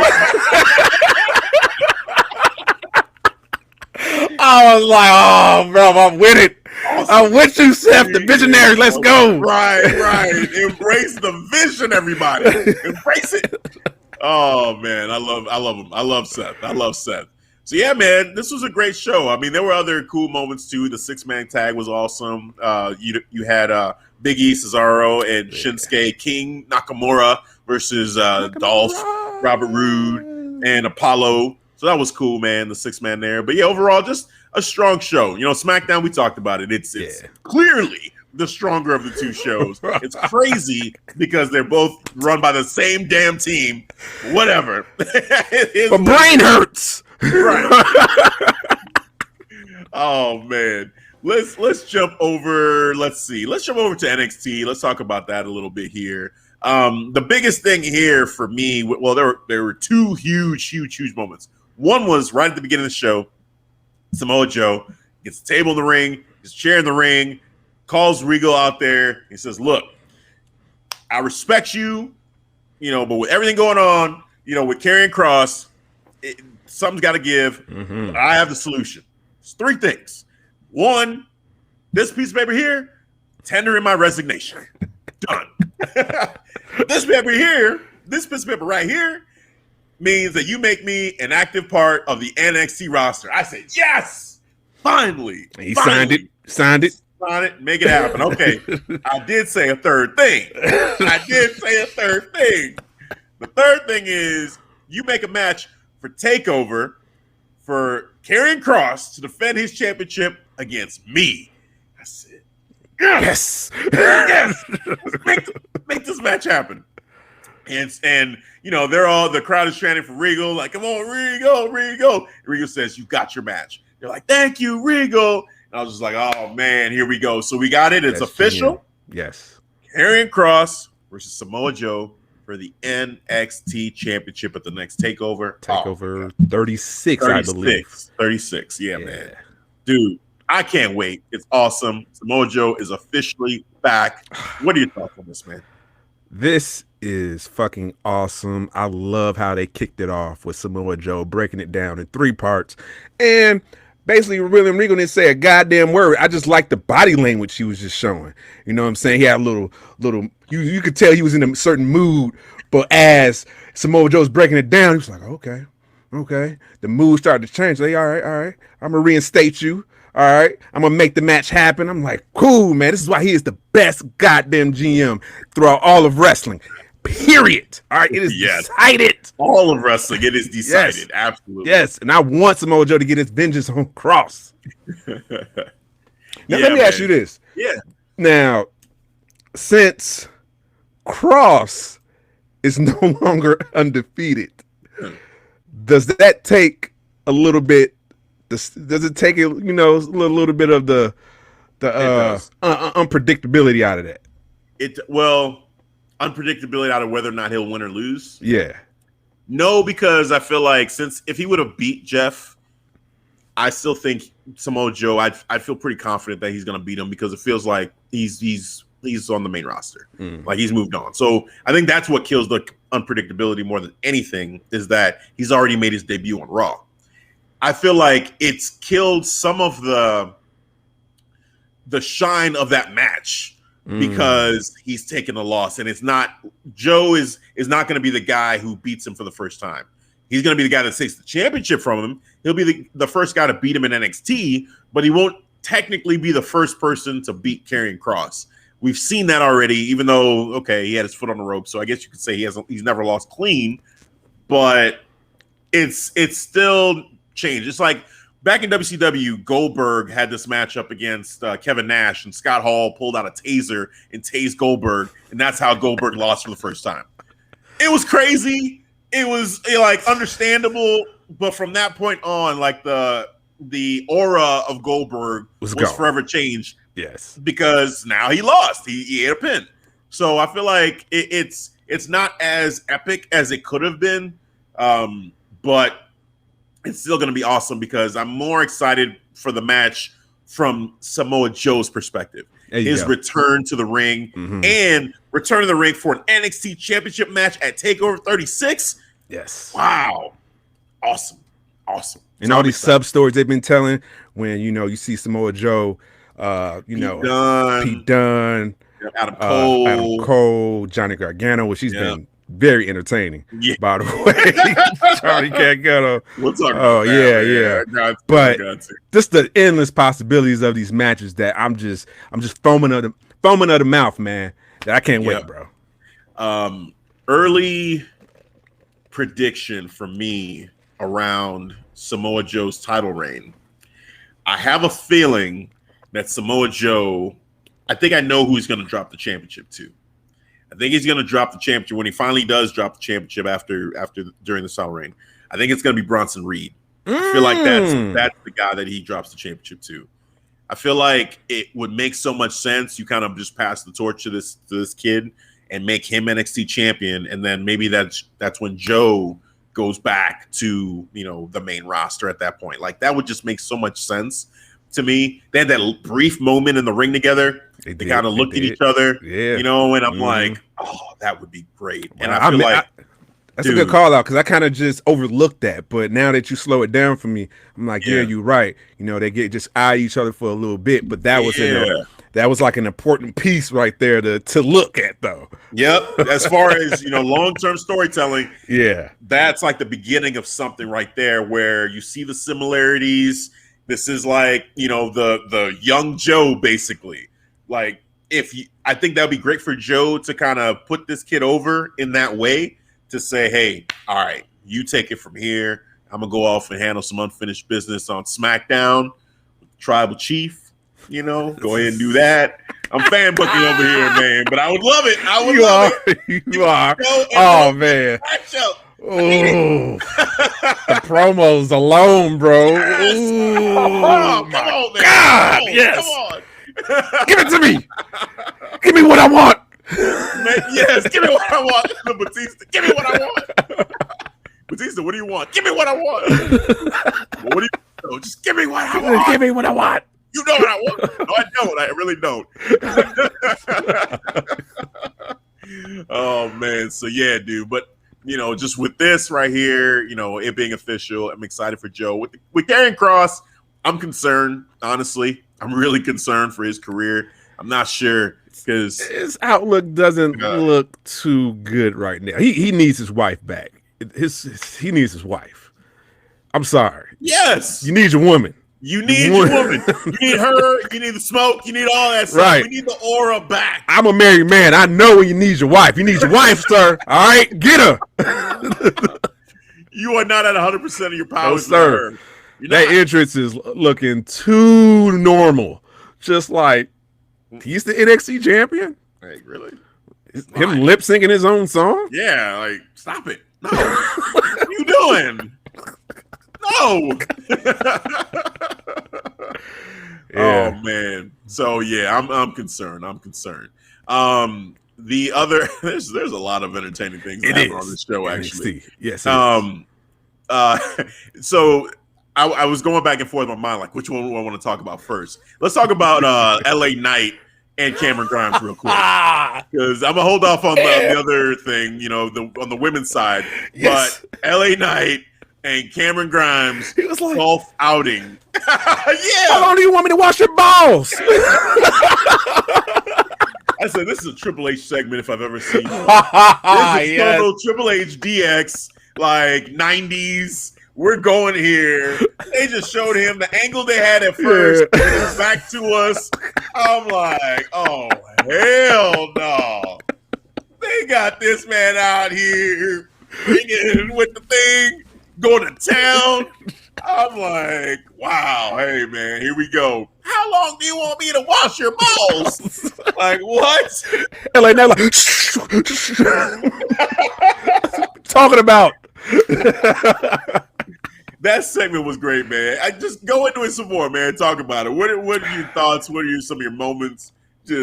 I love comedy and wrestling. It's not for everybody, but I love when I'm entertained. Right. When it's done right, bro. Oh, I got no issues with it. It was just crying, laugh out loud, hilarious. The chemistry from LA Knight and Cameron Grimes, it is unmatched. They have some gold chemistry, bro. Like, to a point make you want to think like, well, you had kicked it off like you can actually see them in a tag team. I'm like, that's confirmed what I seen. I'm like, I could see them in a tag team, bro. Well, I want it. I need it. Give me what I want. Give me what I want. Yes, bro. Just some of the, like how long you want to wash my balls, and he's making a bet like, man, in them trees, I bet that's where the ball gonna go, $5,000. Oh man. I just had a ball with it, man. Just the whole segment throughout that whole show of the Cameron Grimes and LA Knight, man. They got hell of a chemistry, man. Yeah, Ted DiBiase showing up too, trying to give him words of inspiration. That was cool. And then at the end, you had the Grizzly Young Vets come out, and they're like, "How long you guys gonna take? Like, we're trying to play here, blah blah." And they're fighting back and forth. Cameron Grimes, actually, I think it was the Grizzly Young Vets that said that they wanted to challenge them and say, "Okay, if you guys can hit up, if whoever hits a home run first, $10,000." And Cameron Grimes jumps all over that. He's like, yeah, oh, absolutely. Absolutely. Yep. And here goes LA Knight. He goes to take a swing. His goes in the water. They're laughing at him. Then it's Cameron's turn. Cameron pulls out the gold ball, shiny ball, puts it on the tee. He goes to take his swing, hits LA Knight in the balls, just club right in the nuts. And then he goes to follow through. And when he followed through on the swing, the club hit him in the head, knocked him clean out. But the ball, perfect shot. Yes, hole in one. Hole in one. Hell yeah, I did it, Cameron Grimes all the time. Yes. And he's like, you see that. Then he sees that like Knight down. He's like, oh shit. Uh-oh. And then gets some young Vincent laughing. Cameron Grimes does his best Eddie Guerrero impression. Throws the club over to the Grizzly Young Vets. They catch it.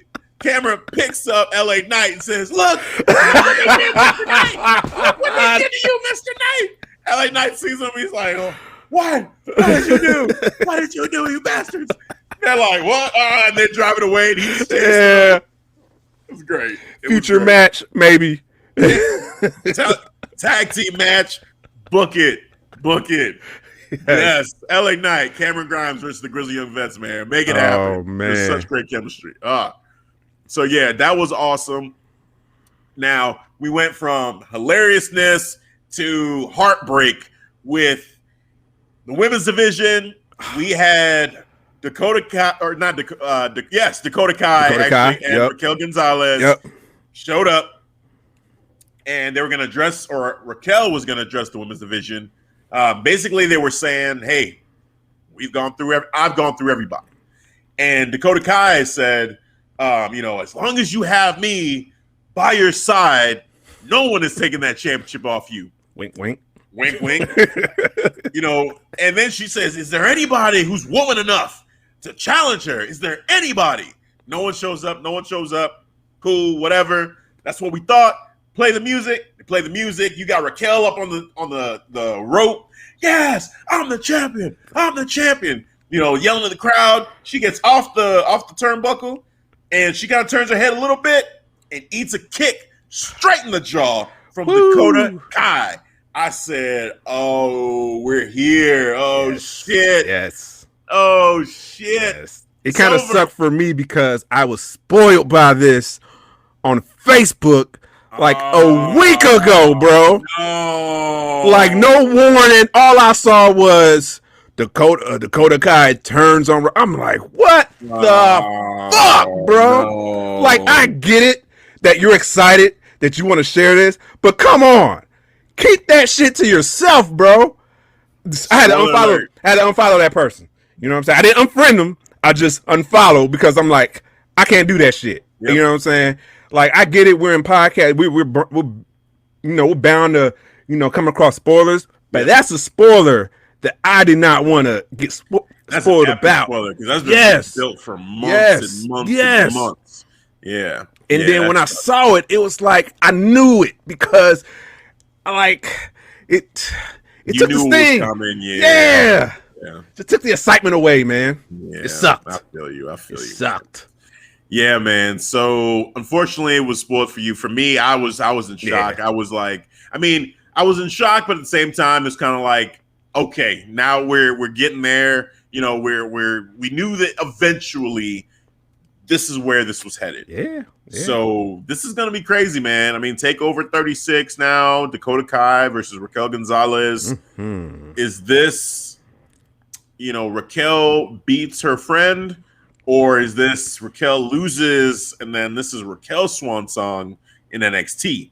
Ooh, God, curious which way they go with this. I'm real curious. Yeah, we'll see. We'll see. My money would be on Raquel, but if it did happen that she lost, like, what better person to lose to than to Dakota? As far as that's your best friend that does that. So we'll physical appearance wise, I don't buy it. So I know Dakota Kai has to lean on their friendship, their history, outsmart her to find a way to beat her. Probably break her down. Yeah, that's the only way I can see, because right now, like, Raquel got you in a power game, just flat out. For sure. But she knows her. That's the thing. Yeah. If she could get in her head, and also she could play off the sympathy card, like, we're friends, like fake an injury in the middle of the match type of thing. Do that. Like Dakota, like Raquel, no. Right, exactly. Ref's not looking, hits her with the foreign object or rolls her up. Most powerful move in wrestling, roll up. Beats her. It could happen. So yeah, man, there's a lot of possibilities, but this is real interesting. I'm ready for this to happen. They've been a great team so far, for all this time, and now like this next chapter, I think it makes sense. Sean and Diesel, they went through it, so only makes sense for these two big mommy cool. And Dakota to go at that same route. Yeah, I called her that. Yep. So we had that.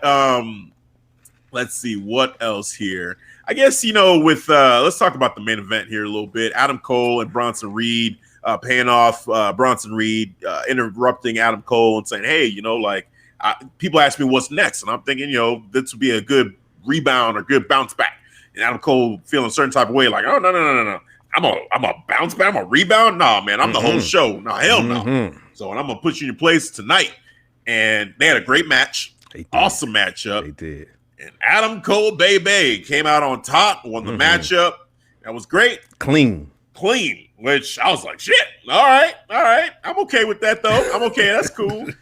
But the story was what happened afterwards. Yeah, celebrating, and then Cool Kyle. Well, maybe not so cool Kyle. Crazy Kyle, maybe is what we want to call him now. Right. Hating Kyle. I'm hating. Hating on the man's success.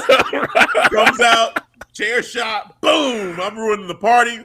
I didn't forget what you did to me, months ago. So I was like, Kyle. I was actually pissed off. I'm like, no, bro. Yeah. This is over. This is right. Now for him, steel chair to the back, put the chair on the back of his neck. Applying pressure. Woo. Then he takes off the top steel step, exposes the bottom piece of it, and does the same brainbuster move to him that Adam Cole did to him months ago that took him out of action. So he got his revenge in that way. Yeah, it's inevitable. Stone Cold stare to Adam Cole. I was like, whew. Well, I guess that's what he needed, man, because that Cool Kyle persona was not working for me. Yeah. Well, not working for us. No, I wasn't working for me either. I was not a fan of Cool Kyle, which brings the question. So do you buy it right now? This new, more aggressive Kyle O'Reilly? I do, because this is something we saw already when he was with the Undisputed. So from him to flip the switch, and it makes sense too, you know, like he's hating on Adam Cole, you know, and he even hinted at during one of his promos like he needs to change it up a little bit with Wade Barrett. I remember Wade Barrett had an interview. He was like, "Yeah, I just need to change it up, you know, a little bit." And this is it right here. He was hinting that. Yeah, man. Yeah, so I buy it as well. I like the change for Kyle. I feel like he definitely needed it. So I'm excited to see him continue this and, you know, be this more aggressive version of himself. Like it just makes sense. So, you know, awesome job there. A couple other things before we switch over to AEW. The return of Rich Holland happened on the show too, which was pretty cool. That dude's a massive dude, man. He's a big dude. So seeing him out there was cool. You know, taking it to Thatcher and Tommaso Ciampa. I feel like it's inevitable. We're gonna see, you know, him probably go against each one of them one-on-one at different times. So that's something to look forward to. Then Johnny Gargano, the way the Gargano family in the back, they're still looking for Austin. Where is he now? You know, hopefully he comes back. You think his family's falling apart, so you know. Yeah, you know, so we got the family soap opera going on back there. Someone comes into the locker room. Johnny was like, Austin? You know, he thought it was him. Austin? Is it you? You're back? Nope, it wasn't. It was somebody with mail. They brought the mail in, and it was a picture for Indy Hartwell, thank you. Yeah. From Dexter Lumis. And the picture showed Dexter Lumis being part of the family. I said, what? Would it be part of the way? Yeah. And then I thought, at first I was like, what? Oh, hell no. I was like Johnny, like, no. This can't be a part of the family. But then I was like, you know what? Actually, that would be hilarious. Yes, it would. That would be hilarious. You know what? Something I want to see. Right. I think I'm into this. Yeah, let's do this. So, yeah, man. I mean, and then they're going to have a match. So, match coming up, you know, it'll be Dexter Lumis versus Johnny Gargano. If Dexter Lumis wins, Johnny and Candice have to give him a chance. Yes. So, that's the stipulation. They have to give him a chance. So, I'm into that. We'll see. Yeah. So, that was fun. That was a fun segment. It was. I love that locker room segment as Indy was going to make the match official for Regal. Johnny said something hilarious. He was like, yeah, make sure you knock on his door. He loves that. Yes. That was great. That was great. Oh, my goodness. So, yeah, man, that was awesome. That was fun to see, just that whole segment there. NXT, great fun show overall. Let's switch gears here over to AEW a little bit here. So, A Fight for the Fallen was the special episode that we had this week. Bunch of matches, you know, hyped up for the card. My favorite match on this card was the opening match of the card, to be honest with you. So it was the 10-man tag between the Dark Order and the Elite.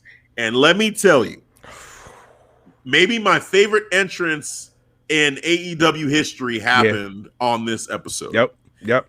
You had the video like talking about Adam Page as a cowboy and what makes a cowboy. And, you know, you don't need a horse to be a cowboy and all this. It's just your spirit. It's just you're the way about you that makes you a cowboy. And you see the different members of the Dark Order. You see their shadows. And Dark Order members were not wearing cowboy hats, but the shadows, they all had cowboy hats. And the shadow was moving with them in unison. It was perfect. And then, you know, you go through all the members, and he went through to Adam Page, you know, at the end, and then it went to black. And then they showed the arena. And then you see the spotlights open up, and you see, you know, the different members of the Dark Order, like they would shine a light on two of them. So you would see like who was it that was out there? Stu Grayson and Evil Uno get theirs lit up. And then you would see Johnny Hungy. Johnny Hungy and Alex Reynolds, the spotlight. And then at the end, it was Adam Hangman Page. And there were subtle touches here. One, on the video, you know, you had the normal video with the horse, but it was purple. So that was cool. Yeah. Then with Hangman, in his usual cowboy attire, he had purple in it. Yeah. And I said, "Oh my god!" My only nitpick about that is I wish, because I watched BTE. Yeah. So they actually had a segment of Dark Order giving Adam Hangman Page a present, and that was the jacket right there. That's what it was. I wish it would have been like a backstage segment on Dynamite where they would have last week. Jacket. Right, man. So just kind of, just full fledged tell that story out, man. And like officially say, hey, like this is from us to you, as friends, as like we got your back, you're one of us, and him accepting that, and it kind of being like the symbolic, like, he's in the family. That would have been cool. That would have been a great touch. That's a great call out. And they just made the walk to the ring, and it was kind of a slight like remix on his song too. That was more epic, and I was like, "What is happening right now? Like this is like his championship entrance." It is, man. I just saw Adam Hangman Page is champion, like right then and there in that moment. I'm like, he's over. He is over. I'll tell you right now, like as I was watching that, I was thinking to myself, I said, I think it's him and Miro as my favorite wrestlers right now in that company. Miro's still my top favorite. I'm not mad at it. But right now, because it's like a fluid thing, man. Like I take it week by week and I look at it. And right now, if I have a power ranking, because AEW loves their rankings, I would say it will fluctuate with the This week, Adam Page moved up the rankings to number 1. The rankings matter, then. The rankings matter. Shout out to Circle of Debate, Money Mike Lopez. There you go. But yeah, man, Adam Hangman Page, dude, it was just great. He looked like $1 million. He felt like a champion, and it was awesome. And then, yes, that was awesome. That was amazing. Well, holy shit. Now here comes the Elite. Getting announced as the starting 5 of your world champion Elite Squad. They all come out, they've got the jerseys on, with the different numbers in the back. Luke Gallows, 69, okay, obviously. You got that going on. Luke dangling Gallows. Yeah, right. Of course, Kenny Omega, he's wearing 23. And then they play the song. Y'all ready for this? And they're doing dribbling. They're dribbling on the basketball. They're warming up, bro. They're warming up.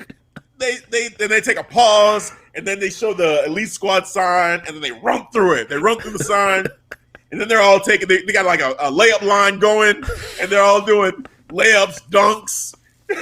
Shooting too, bro. Nick Jackson, shout out to Nick Jackson, because he shot 100% from the field. He hit everybody he took. You was keeping track. I was keeping track.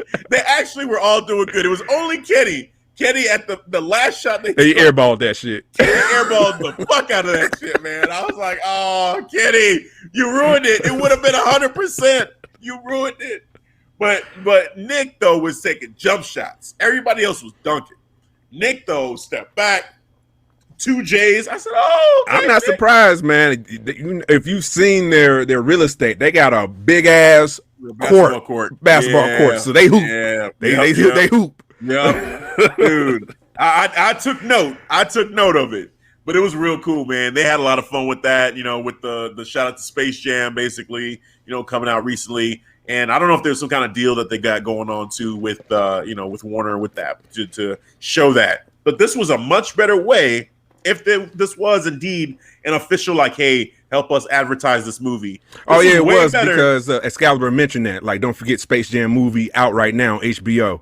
Got it. Yeah. Well, this killed what WWE did with the zombies. With the zombies. Oh, because they made it part of the match. Dude. You know what I'm saying? That's their fuck up. You know what I'm saying? We're going to include the zombies in. No, just do what AEW did. I'll tell you right now, I still haven't seen that movie, and part of it, the reason was I was pissed because of the way that they took over that show. I was so frustrated. I said, you know what? I don't want to see the movie anymore. I don't want to see it. The movie actually was not that bad with Dave Bautista. Army of the Dead. Yeah. I didn't want to see it. I was, and I'm sure it was fun. I was actually excited to see it, and I was just so annoyed by the way they brought it in. I was like, you know what? I got a bad taste in my mouth because now every time I see the movie, I think of that stupid the matchup, with Miz and Damian Priest. Oh my God. Can't get out of my mind. I can't. Right. Like, really? And Miz got injured, by the way. Yeah. Like, thanks. Towards ACL. For the first time ever, he's out due to an injury. Yep, because you guys decided to put fucking zombies in there. Great in the match. Great move, WWE. Oh man, so this was much better. It's a great use of it. Comedy, awesome. The matchup was great. Now let's talk about the ending. So Adam Hangman Page, Kenny Omega, they're the final two. You have Adam Hangman Page getting ready to do the buckshot lariat. Mm-hmm. And then you had, I don't remember if it was Nick or Matt, but I think it was Matt grabs his leg. Yeah, it was. In the same way that Adam grabbed one of their legs to cost them the tag team championships. Yep. So it's like full circle with that story. Like, hey, payback's a bitch, ain't it? Like, you did it to us, we did it to you. So stop him from doing the buckshot lariat. Kenny Omega takes advantage. I think he hit him with the belt in the face. Hits One Wing Angel. Mm-hmm. Boom. 1, 2, 3. Over with. So now, at All Out, it is not going to be Adam Page versus Kenny Omega. He's out. That is where I'm torn. This match is great. He's out. It's great.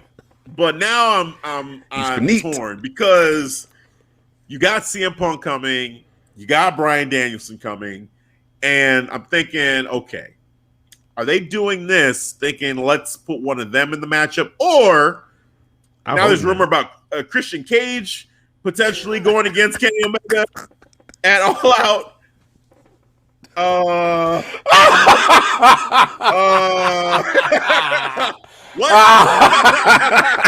What? Over Adam Page? Over Adam Hangman Page? Not for me. Really? Not for me. No, hell no. It better not be Christian Cage. See, it's a reason why the universe didn't want me to get tickets for All Out. It's a reason. It's a goddamn reason. The wrestling guys was like, we ain't gonna let this happen. I'm gonna interfere. Bro, I just no, they can't. You can't do this. You can't. The worst of those options is Christian Cage for sure. Yeah. No disrespect to Christian Cage, but there's Adam Hangman Page is so hot right now. You have to go with him, in my opinion. I don't care about the stipulation. Oh, if they win, that was the way they would get their title shots. I don't care. You figure it out. You fix it. You got Bryan Danielson. You got CM Punk coming in. I get it, but that's an easy way to get these guys booed in a way too, because people are so invested in what this man's story is, and we all had in our minds it was going to be Adam in that matchup with Kenny. Yeah. So if you put Bryan Danielson in that, it's going to be like, okay, at first, sure. You're going to give a lot of WWE fans ammo with that one. See, look what they're doing, just like with WWE. See, there ain't no difference. Right. Taking opportunities away. Yeah. I mean, this is basically what. And I can't defend that. I can't. Should I give him the old motto? Just be patient. Just like AEW fans, be patient. Be patient. Be patient. They're only 3 years old. Give them more time. This shit sounds silly, man. Get the fuck out of here. Dude, man. Seriously. That just, they got it. Just get this one right. Get this one right. It's got to be Adam. It's got to be Adam. Fix the shit. But, I feel like, I'm afraid to say I feel like it's not going to happen. That is not going to be Adam. That they're going to have somebody else in that matchup. See, I know it's a rumor out there that he's going to take some time off because his first child's getting ready to be born. Oh, man. So he wants to focus on fatherhood, and I can respect that, bro. Respect it. Look at that, I'm wearing my dad shirt. Yeah. All my kids' names right here, I understand. That's awesome. Father's Day present from last year. Nice. Yeah, man. I guess I can respect that, but damn. It just feels like it should be him. It should be him. Like, this is his time. So we'll see what they do. But yeah, because he's red hot. Like this is the time, man. You gotta pull the trigger. Here. Yeah. Make it happen. But see, now I understand, because even if he was to win, he gets the title. Like, how long will he even keep it for? So he could focus on his focus on being a father. That's just a hot potato back. So they got to think long term, man. It sucks though. It sucks. I know it sucks. It sucks. Just be patient. Yeah, we'll see what. Moving on. So, other matches on the card we had unfortunately FTR versus Proud and Powerful got cut short. There was an injury that happened to Cash Wheeler where he sliced his arm open, on a weird spot. He had to pull himself out. You saw at the end, like all the blood he was everywhere. Leaking. He was leaking. I was like, holy shit. I was like, crazy. Yeah.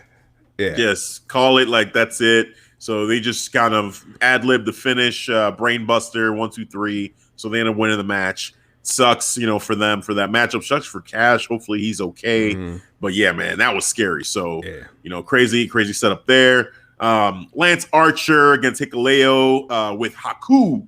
Haku showed up. That was pretty cool. Badass right there. Yeah, man, that was awesome. Lance Archer ended up winning the matchup. Now, I guess more of the story here, one, obviously Haku being there was awesome. But we also had, there was a couple things going on around, Tanahashi. Yes. So Tanahashi had a segment or a video where he said, hey, he's going to challenge. First of all, when I saw him on there, I was like, holy shit. Okay. Now here we go. The forbidden door. This is what this should all be about. Okada, Tanahashi, let's make this happen, right? Yes. Okay. So you have him say, hey, I'm going to challenge the winner of this matchup. Awesome.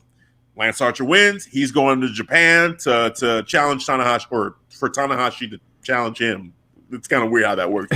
But he's traveling to go answer this challenge. Cool. Jon Moxley cuts a promo in the back saying, hold up. I've been trying for months to get a match with you. And for some reason, I can't find a way to Japan. I can't get a word. No one, you're not answering my calls. You're not responding. But all of a sudden, now Lance Archer can travel to Japan to go fight you, and you're challenging him. What the hell's going on? What's up with that?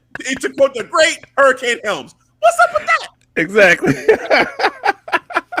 So he's like, okay, I got one of my boys over there in New Japan. I had him drop a couple contracts, stack this high. So I'll see if I get any responses. Maybe, Tanahashi, maybe you're the smart one because you know what I'm going to do to you, what I'm capable of. So he's letting Tanahashi know, like, look, man, there's something coming for you. This ain't over. And rumor, what a lot of people would love to see, hopefully this happens, is All Out, we get Moxley, Tanahashi happen here. That would be insane. I think that would be insane. I think it's going to happen. Oh, my God. I'm hyped for that. I'm hyped to see that matchup happen. It is such a big deal to have that dude, wrestle anywhere, but for him to come to the States and wrestle, oh my God. And that Chicago fan will be crowd they would know. Will be all over it. They will know. They will know, and they will be all over We're a wrestling town. They would know. Yes. Like any one of those, there's so many names from New Japan that would make people go, oh my God, holy shit. Naito. Oh my God. If Naito showed up, holy fuck. Dude, that dude is awesome. He is awesome. Like, oh my God. I went on New Japan's YouTube channel, and I just started like eating up all the clips and just watched everything. Going down that rabbit hole. Yes. Because they got there's a show coming up for them specifically. I'm like, I want to, get all caught up and then see that show. I want to watch that pay-per-view. Because, yeah, man, it's just, they've got such great wrestling going on out there. And I love it. I love it. So, yeah, man. So to see a lot of those names, but Tanahashi coming in, fucking air guitar. Let's go. Man, he got some beautiful hair too, man. Yeah. He conditioned his shampoo. I know he takes care of that luxurious hair he has. Man. Oh my God. It's just awesome. It's just awesome to think that this is gonna happen. So shout out to the Cons for that one. Shout out to the Cons for making this one happen. That's cool. Let's see what other ones. So officially, I guess another newsworthy thing that happened. Officially, Thunder Rosa is a part of AEW. Yes. And she had her first official AEW matchup here on this episode. She went against Julia Hart. Julia Hart. The matchup was solid, but the crowd was all over Thunder Rosa. They love Thunder Rosa. She's over. So for me, for my money, it's like, okay, you have Thunder Rosa under contract. She's officially AEW. No more fucking excuses. This is over with. She has to be on this week, like every week of Dynamite, period. You have to feature this woman. She has to be on television. This is a joke. Like, it's very slim pickings when they feature women on their main show. And people fail to recognize it. Or they say we're fake caring about women's wrestling, whatever. What? I know. When I come to ask, all right, elaborate, they don't want to elaborate. Well, that's just your opinion then. Exactly. At the end of the day, I'm not going to. Whatever. No, exactly. I'm going to dismiss that. No. I bring this up every time because it pisses me off. Yes. Like, look, having one matchup in a 2-hour show is ridiculous. And that's the one place where WWE is still killing them. So, I was furious because every now and then I tap into AEW Dark Elevation. Because I know that's where it features a lot of the women matches. Mm-hmm. And when I saw Diamante and Big Swole went at it, I was fucking livid. I was like, how dare you have the audacity not to put that match on your main Dynamite show, bro? That's bullshit. You telling me that if the women needs more time, because the evidence is clear. The women are ready. Mm-hmm. Promo-wise, wrestling-wise, they're ready. Yep. You have the roster to do this. But I got to be patient, though. No. This is just negligence. This is just them just being like, whatever. We're going to book all these guys and let's just throw one match there. And they just don't care enough about the women's division. It's point blank simple. So to me, with the crowd showing them, hey, we love Thunder Rosa, and she is great, and she has shown how great she is. I don't understand the excuse not to have her on Dynamite. Like, it just doesn't make sense. So she needs to be there every week, period. Like her, Britt Baker, they need to be there every fucking week, and then you do the build towards their eventual championship matchup. You get that ball rolling. You can have Thunder Rosa go against different opponents and get her wins up, sure, but have her do that shit on Dynamite. It's not gonna happen. It's gonna happen on Dark Elevation. That's how she's gonna get most of her wins. It's just crazy. Or at least at bare minimum, I'm gonna throw them a bone. At bare minimum, you have to have her cut promos on Dynamite. And I'm gonna take that bone away because it ain't happening. Because it's all about Britt Baker. She gets the promos, which is cool. I mean, finally the champion is there every week doing something. Yeah. When Hikaru Shida was champion, there will be weeks that we would just, where is she? God, where is she? Serena Deeb, NWA champion, where is she? But okay, whatever. You have the excuse, it's NWA. All right, fine. But where the hell was Hikaru Shida? You know what I'm saying? Like, it just doesn't make sense. So, hey, all right, cool. Britt Baker, you have her there every week. Cool. But now, let's have Thunder Rosa build her up too. Now you have 2. Let's get Big Swole back on television. Now you got 3. You know what I'm saying? Like, there's so many. They have the roster to do this. The excuses, I don't want to hear it anymore. We need to have more than one women's matchup. And if you have a mixed tag matchup on the show, I'm not counting it. No, because to me, that debut show where it was Christian Statlander. Yes, Statlander with Orange Cassidy. Mm-hmm. No. Bunny and the Blade. That's ridiculous. That is ridiculous. There's no reason that Chris Statlander couldn't have had a match by herself. Come on, man. She doesn't need Orange Cassidy to get over. The fans love her. Fans love her already, bro. What are we doing? Like, seriously. And I don't blame, like, the fans are doing their part. That's what's killing me about this, too. It's not like the fans don't give a shit. They're booing, oh, this sucks, this is botch mania, whatever. No. The fans love these women. But they're not voicing it, though, because they're saying, be patient. Well, That's the problem. okay. Well, I guess when I say the fans, I mean like the fans that are there in attendance at the shows. I hear you. Because they were Okay. chanting for Thunder Rosa. They Yep. weren't sitting on their hands and just being like, "Oh, well, she's here, whatever. I don't care." No, they were like, Thunder Rosa. They were chants for her. You could feel it. You could hear it. And even that match, I felt like that match wasn't even great, to be honest with you. Like, it wasn't a great match. It was a good match, but it wasn't a great match. It wasn't right. It was just by the numbers match. You saw the inexperience from Julie Hart, and then the That's veteran. where it was. It was exactly. more on Julia Hart's, standpoint where you could see she was green, but Thunder Rosa was over. We all know Thunder Rosa. But she should have mopped her to the floor. She just gave her way too much offense. I felt that's exactly what I was saying. I was like screaming at the TV, like, man, this is way too much offense for Julia Hart. Like, I'm sorry. She needs to just get destroyed because Thunder Rosa clearly is on another level, and she is green as shit. Like, This needs to be over with. Like, come on now. I understand trying to put everybody over and make everybody look like we're all competitive, but come on now. In some matches, it doesn't have to be that competitive. It doesn't. Thunder Rosa is clearly better than her, so we'll leave it at that. Put more than one women's match on the show. All right. We're going to mention that every week until it happens. Every damn week. I'm not going to stop. I'm not. Can't stop. Won't stop. Bad boy, baby. Oh, man. All right. Main event. Let's talk about it. All right. We had a no rules death match. Nick Gage, everybody. Nick Gage. Effing Gage. Nick effing Gage versus the Pain Maker, Chris Jericho. So, this matchup here, the labors of Jericho overall, I feel like have been pretty cool overall in general, just like the way they've been doing it. And I feel like it's a way to kind of honor Jericho. I don't know if this is. It kind of has a feeling of like seems like it, bro. The end of his career, like he might be getting ready to retire. It has that feeling. Yeah, like this might be it.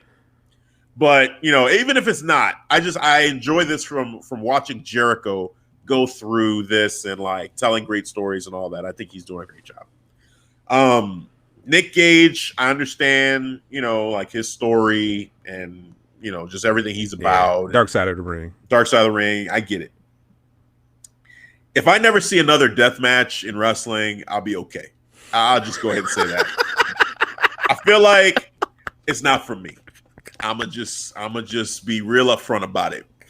I love street fights, hardcore matches. That's all cool. I loved ECW back in the day. Yeah. New Jack and all these boys, Dudley Boys back in the day. Yeah. It was fun. Terry Funk, Cactus Jack, all these guys, man. Like Balls Mahoney, like RVD, obviously, like all these. Love it. Yeah. Sabu, yes. But death matches, pizza cutters. Did a Domino's commercial right next to That was hilarious. That was not planned. Read the room.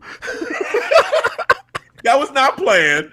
Obviously, I'm pretty sure that the Cons didn't want the pizza cutter showing up with the Domino's commercial because Domino's did not feel good about that at all. They didn't like that at all, and you don't want to lose sponsors. So they're businessmen. They ain't trying to fuck around and lose sponsors. Yep. So that all happening was a mistake. It was hilarious. But it was a mistake. A well-timed mistake. Yes. But, and I get it. Like some people love death matches and that's their thing. To each their own. That's fine. Yeah. If that's your thing. You love that. I'm not saying don't, watch death matches anymore, that they suck or whatever. I'm not saying that. Don't hear what I'm not saying.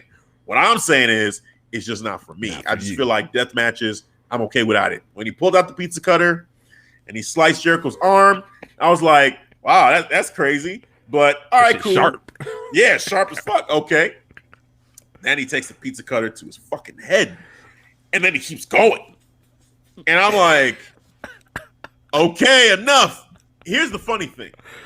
The crowd starts chanting, "We want tables." And I said, what the fuck is wrong with you? Are you serious? This isn't enough. This dude, at this point, more of the crowd.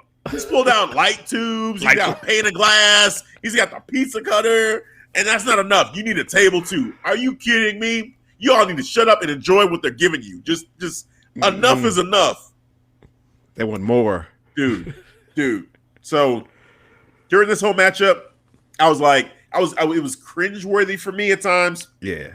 With that pizza cutter. That pizza cutter, I was a little squeamish. Yeah. What's crazy is I'm sitting in the front room watching it. My wife is talking to me. She's telling me about her day. And they're at the pizza cutter scene. They're at the pizza cutter scene. You see Nick Gage is all over Jericho, and she's like talking to me, and then she just slowly looks to the TV, and she's like, "Oh, hell no!" And she literally forgot she was about to tell me the like whatever her dad, right? Gone, bro. She was like, "Is that real?" I was like, "Yeah, that's real. That's real." Yeah, the Jon Moxley story around that too was crazy. You know, just like it's young Jon Moxley in the ring with Nick Gage, and he had no idea how this dude operated. Dude pulled out the pizza cutter. He's like, okay, you know, we're gonna gimmick this thing or whatever. Nah, the freaking thing is real. And he got cut up, slices his head, and just kept going to town on him. And he's just like, what the fuck? And then Nick Gage got carried away and just kept going. And just like, what is happening? They put the pizza cutter in his mouth and he pulled it. And like, no. Nick Gage put the pizza cutter in Jon Moxley's mouth. Yeah, okay. And swiped and cut, and he's like, "Oh, is my tongue fucking gone? Like, what the hell just happened?" He's like, "No, it's still attached. Okay, holy shit!" Oh like, yeah, what? I remember that story on Dark Side of the Ring was telling. Dude. Yeah. But when he did that to, he didn't David do that Arquette. to David Arquette. David Arquette lost his fucking mind. Yeah. Yeah. But when he was doing a pizza cutter move to Chris Jericho, he actually licked the blood too. Oh, I saw that. Yeah. And then that was enough for my wife. She was like, "I'm done." Yeah. I mean, that match ain't for everybody. Come on now. It got a little scrimmage bad in there. I still enjoyed it. You know, I like sometimes I'm in the mood for violence in my wrestling. Yeah.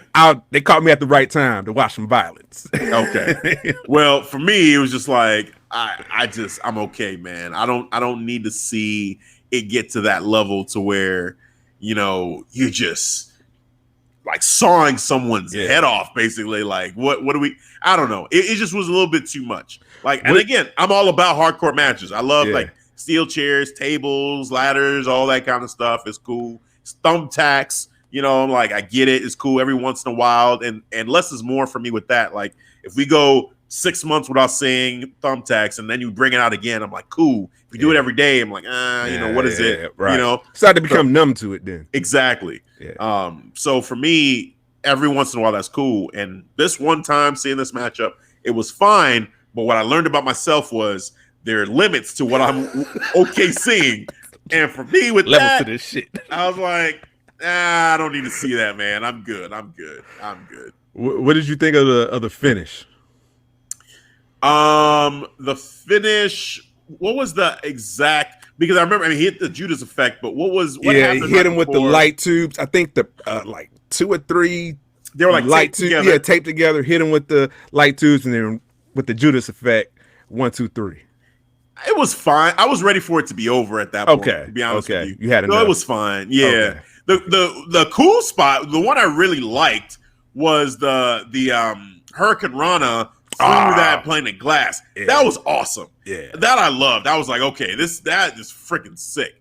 So I like that. And it's been a while, I feel like, since I've seen Jericho do a move like that from the top rope, which actually transitions perfectly to the next labor of Jericho. So you had MJF after Jericho won. Immediately, he's like, whoa, stop the music. No, because he's pissed off because the dude he paid to take him out, you know, it's like, if you don't win this, you don't get paid, Nick. Remember that. If you don't win, you don't get paid. So he's on commentary talking all sorts of shit. You know, every time, by the way, just a side thing, every time Nick Gage would use some weapon, he's like, yeah, no, it's part of what I paid him for. You know, it's part of the rules. It's a no rules match. But then when Jericho brings out a steel chair or the bat, he's like, what is that? What is that about? That's cheating. No. It's like, bro, like what? What are we doing? Yeah. That was a fun touch. I love that. So at the end of the match, you have MJF. He comes out. He's like, hey, he's upset. He's mad. This and that, but that's okay, because he's got news on what the next labor is, and he's like, it's be careful what you say, be careful what you wish for, kind of thing. And he says, I want you let's roll this footage, and you'll know what I'm talking about. And then he rolls footage of Jericho. This was I want to say it was a year ago, where Jericho made a joke to MJF and said that when they had you, they got excited because they're watching matches of me and Hoovy. And MJF says, who the hell is Hoovy? And Jericho says, Google it. And then they cut back and say, well, hey, Jericho, guess what? I did Google it. I was like, this is awesome. And he's like, your matchup next week, Juventud Guerrera. I said, wow, okay, Hoovy back on TNT? The juice? All right, I'm with it. So that was cool, man. Again, great way to pay off something that happened, a while ago. I don't know if it was up to a year, but a while ago, feels like forever ago that they said that. And, having him come in now and have this matchup with Jericho and renew their rivalry from all those years ago in WCW, awesome. So I'm excited for this, man. It's pretty cool. It's going to be cool to see Juventud Guerrera back. Him and Rey Mysterio, for me, were two guys that really got me excited about WCW back in the day. Just enjoyed watching them. When they gave cruiserweights time, to show off. Hell yeah, bro. Dude, they were my guys, man. They were my guys. Jericho ripped off Hoovie's mask. Yeah. So there's so much history to that. I'm excited. I'm excited. And he has to win with the on the top rope maneuver. That's what I was getting because so just like I said, this was the first time in a while I saw Jericho do a top rope maneuver when he did the Hurricane Rana through the glass. And then it's now you have to do a top rope maneuver in order to win the matchup. In order for you to, the stipulation is he has to execute a top rope move. Yeah. So I don't know if it means that he has to do a moonsault and then that would be the pin. That's the only way he can pin him. Or you just have to execute a move at any point in the match and then it's all bets are off at that point. I feel like it makes more sense to say you have to do a finisher off the top rope. You have to finish him with a top rope move.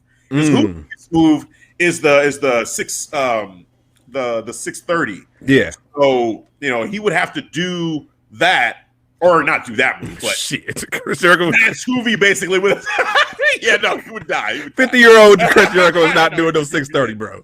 But I guess what I'm saying is he would have to do, because that's Hoovy's specialty. So for Jericho to have to beat him with a move something off the top. That's pretty cool. He used to do the elbow drop, I know. Chris Jericho? Yeah. Yeah, I mean, that's a simple one that people do. I mean, he's known for the lion salt, off the middle rope. So the middle rope, though. So would that count? No. I feel like he would have to. I'm thinking he's going to try to do a moonsault from the top. Yeah. And I heard that early in his career, he tried a shooting star press once. Again, 50-year-old Jericho's not doing this. No. But a moonsault from the top would be pretty freaking amazing. Yes. That'd be cool. Yeah. Shooting star press, I don't want to see that. But moonsault, yes, a much easier maneuver for Chris Jericho. Something similar to his lion salt. So it should be an easy transition to do a moonsault. Yeah. Dude, man. So I am excited for this for sure. It should be a fun matchup, fun blast from the past. Yeah, man. I'm excited. How you feeling about this? Oh man, I'm loving it, man. I was a little bit, on the probably maybe not excited as when MJF was mentioning the labors of Jericho when we was in the first labor. But what was that with what's his name? Not Sean. Is it Sean? Sean Spears. Yeah, it is. Sean Spears. I was like, oh, he's going to get Sean Spears. But as we slowly got in the second labor with Nick Cage, I'm like, oh, shit. Okay, now the third with Juvie. I'm like, okay. I'm just, they got me now. All right. Yeah. The labor of Jericho, I'm in full grasp of it. Yeah, same. Also, Hoovie's finisher was the 450, not the 630. I'm so used to 630s now. Yeah. There's so many people doing that. Sammy Guevara, Ricochet, 630. No, it was a 450. But yeah, man, I'm excited. I'm excited for this. This should be fun. But yeah, that's pretty much it. So AEW Fight for the Fallen, fun show. There was a little one last thing. So when they announced the United Center, obviously everyone was chanting CM Punk. Yes. They cut to the back. Yes. You got Sting and you got Darby Allin getting interviewed. And Sting and his son Darby, doing an interview. And Darby, was saying, like, if you say you're the best, or he's talking about AEW being the place to be for everybody, all wrestlers in the world, including if you call yourself the best in the world. Wink, wink. Wink, wink. If this dude doesn't show up, we riot. That was awesome. So for me, CM Punk versus Darby Allin. I'm with it. All out. Make it happen. Yes. Book that match. I want it is awesome. decided. Yes. Yes. Yes. That's perfect. Perfect. Yes. Get the is Darby Allin straight edge? Ooh, I don't know. I feel someone was saying that Darby was straight edge, but I'm like, I don't know. I've never heard him say anything about being straight edge. Right, but me either. That'd be pretty interesting. That comparison between the two, that CM being straight edge as well, if that's true. So I'm curious about that. But yeah, man, I'm excited for that. And after that too, I think a next logical way to go would be CM Punk versus Sting. Yeah. So you're saying that CM Punk beats Darby and he moves on to Sting? Yes. Yes. I would just like to see what type of ring shape CM Punk is in. Because I know he's in great physical shape. Like, he's still been training. Yeah. Right. I know he's still in top tier physical condition, but all right, but what's that ring shape looking like? Their ring work. You've been out the game for quite a while, sir. Yeah. So I'm very curious about that. Yeah, man. It's going to be interesting. It's going to be interesting to see him back. Bryan Danielson, we know what he's all about, so no questions there. But CM Punk, it's been quite a while, so we'll see. We'll see. But it's still fun regardless. But yeah, man, that's it. We went through all the shows. We went through Raw. We muscled through Raw. Smackdown, we went through it. Gold Standard NXT, and now AEW Fight for the Fallen. Before we close it up, any final thoughts? Oh, man, just a great week of wrestling besides, Raw. But I heavily enjoy NXT, heavily enjoy AEW, with my nitpick about what's going on with their women's division. Just get it together. We're going to keep on mentioning it. Right. I'm only asking for two matches. What is so hard? Right. What is so hard about adding another one? Just give us another one. That's it. All right. But SmackDown was fire too. Roman Reigns, John Cena, even Corbin, entertaining. Enjoyed it. Yeah. So yeah, man. And then what? I want to do a big shout out to what was it last night to independent wrestling, Battle Club Pro and Jobber Tears when they did Jobber Slam in New York. This was basically their first promotion for Jobber Tears on that side. So big shout outs to them for having a successful, from what I've seen through Twitter, through all the fans and other sponsors like Backstage Brawl, Dirty Heels, Queen K Wrestling, all of them, man. Just big shout outs to them. I've seen the love. I've seen, I've seen pictures of the matches, and big shout out to Big Swole too. She's the Battle Crow champion as well. So yeah, her and Tasha Steelz went at it in the main event. Nice. So yeah, hell yeah. Right. So, big ups to them. I saw how they did the victory, the electric slide. So that was cool. As black people, we got to do the electric slide. Hey, it's only right. But big shout out to them, man. That's awesome. All right. Well, that is going to do it for this week's episode, where we recapped NXT, AEW, WWE, all that good stuff. But before we go, as always, Devin, tell the people where they can catch us. Yes, all the time. There is a plethora of social platforms you could reach us, but there's only one stop and shop. But let me go down this list first. I'm gonna mention Twitter, the Bluebird. We are slowly getting to 1,000 followers. We're at 907 follow us currently right now on the Bluebird. So thank you awesome. for all the people that's following us, DMing. And then we're in quite a few Twitter group chats as well, having a good fun time. Even the other one as well, that when they where they help us out and retweet our tweets. So we appreciate that as well. So we appreciate all the love and the support to y'all. All the support to them and from y'all, man. We appreciate that. Yes. And can't forget about the Instagram as well. Follow us on Instagram.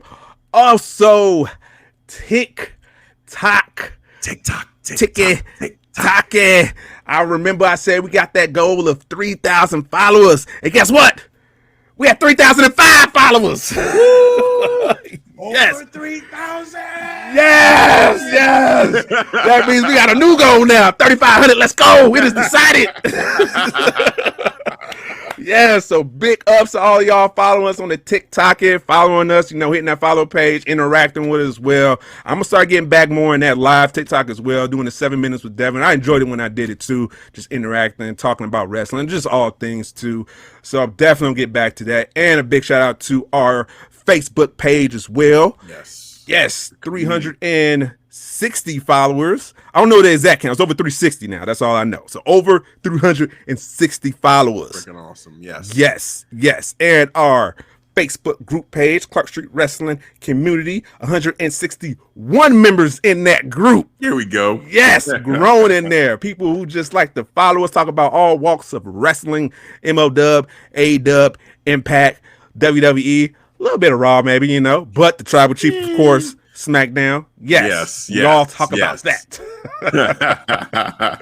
Yes. And you can follow all those platforms on our website, ClarkStreetWrestling.com. ST for the abbreviation, where we have all of our episodes, not only on audio platform, but link to YouTube, where we have 165 subs. Yeah. Going to the moon. Yes, perfect.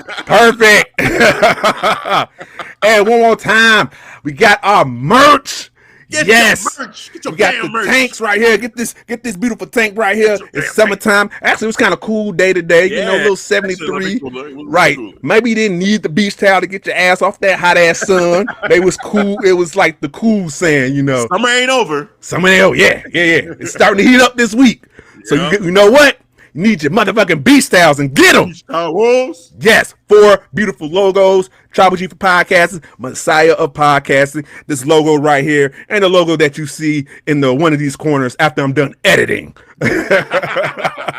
Yeah, so don't forget about Joe merch. It is decided. Yes. That is it. That is awesome. For your pleasure. For your pleasure. I was waiting for you to say it. I was like, is he gonna? I do. I like to shock everybody with it. Once again, that is gonna do it for this week's episode. This recap: WWE, AEW, NXT. For Devin, I'm Hafiz. We'll catch you guys next time. Peace. All right, guys. Thanks for listening to the Clark Street Wrestling Podcast.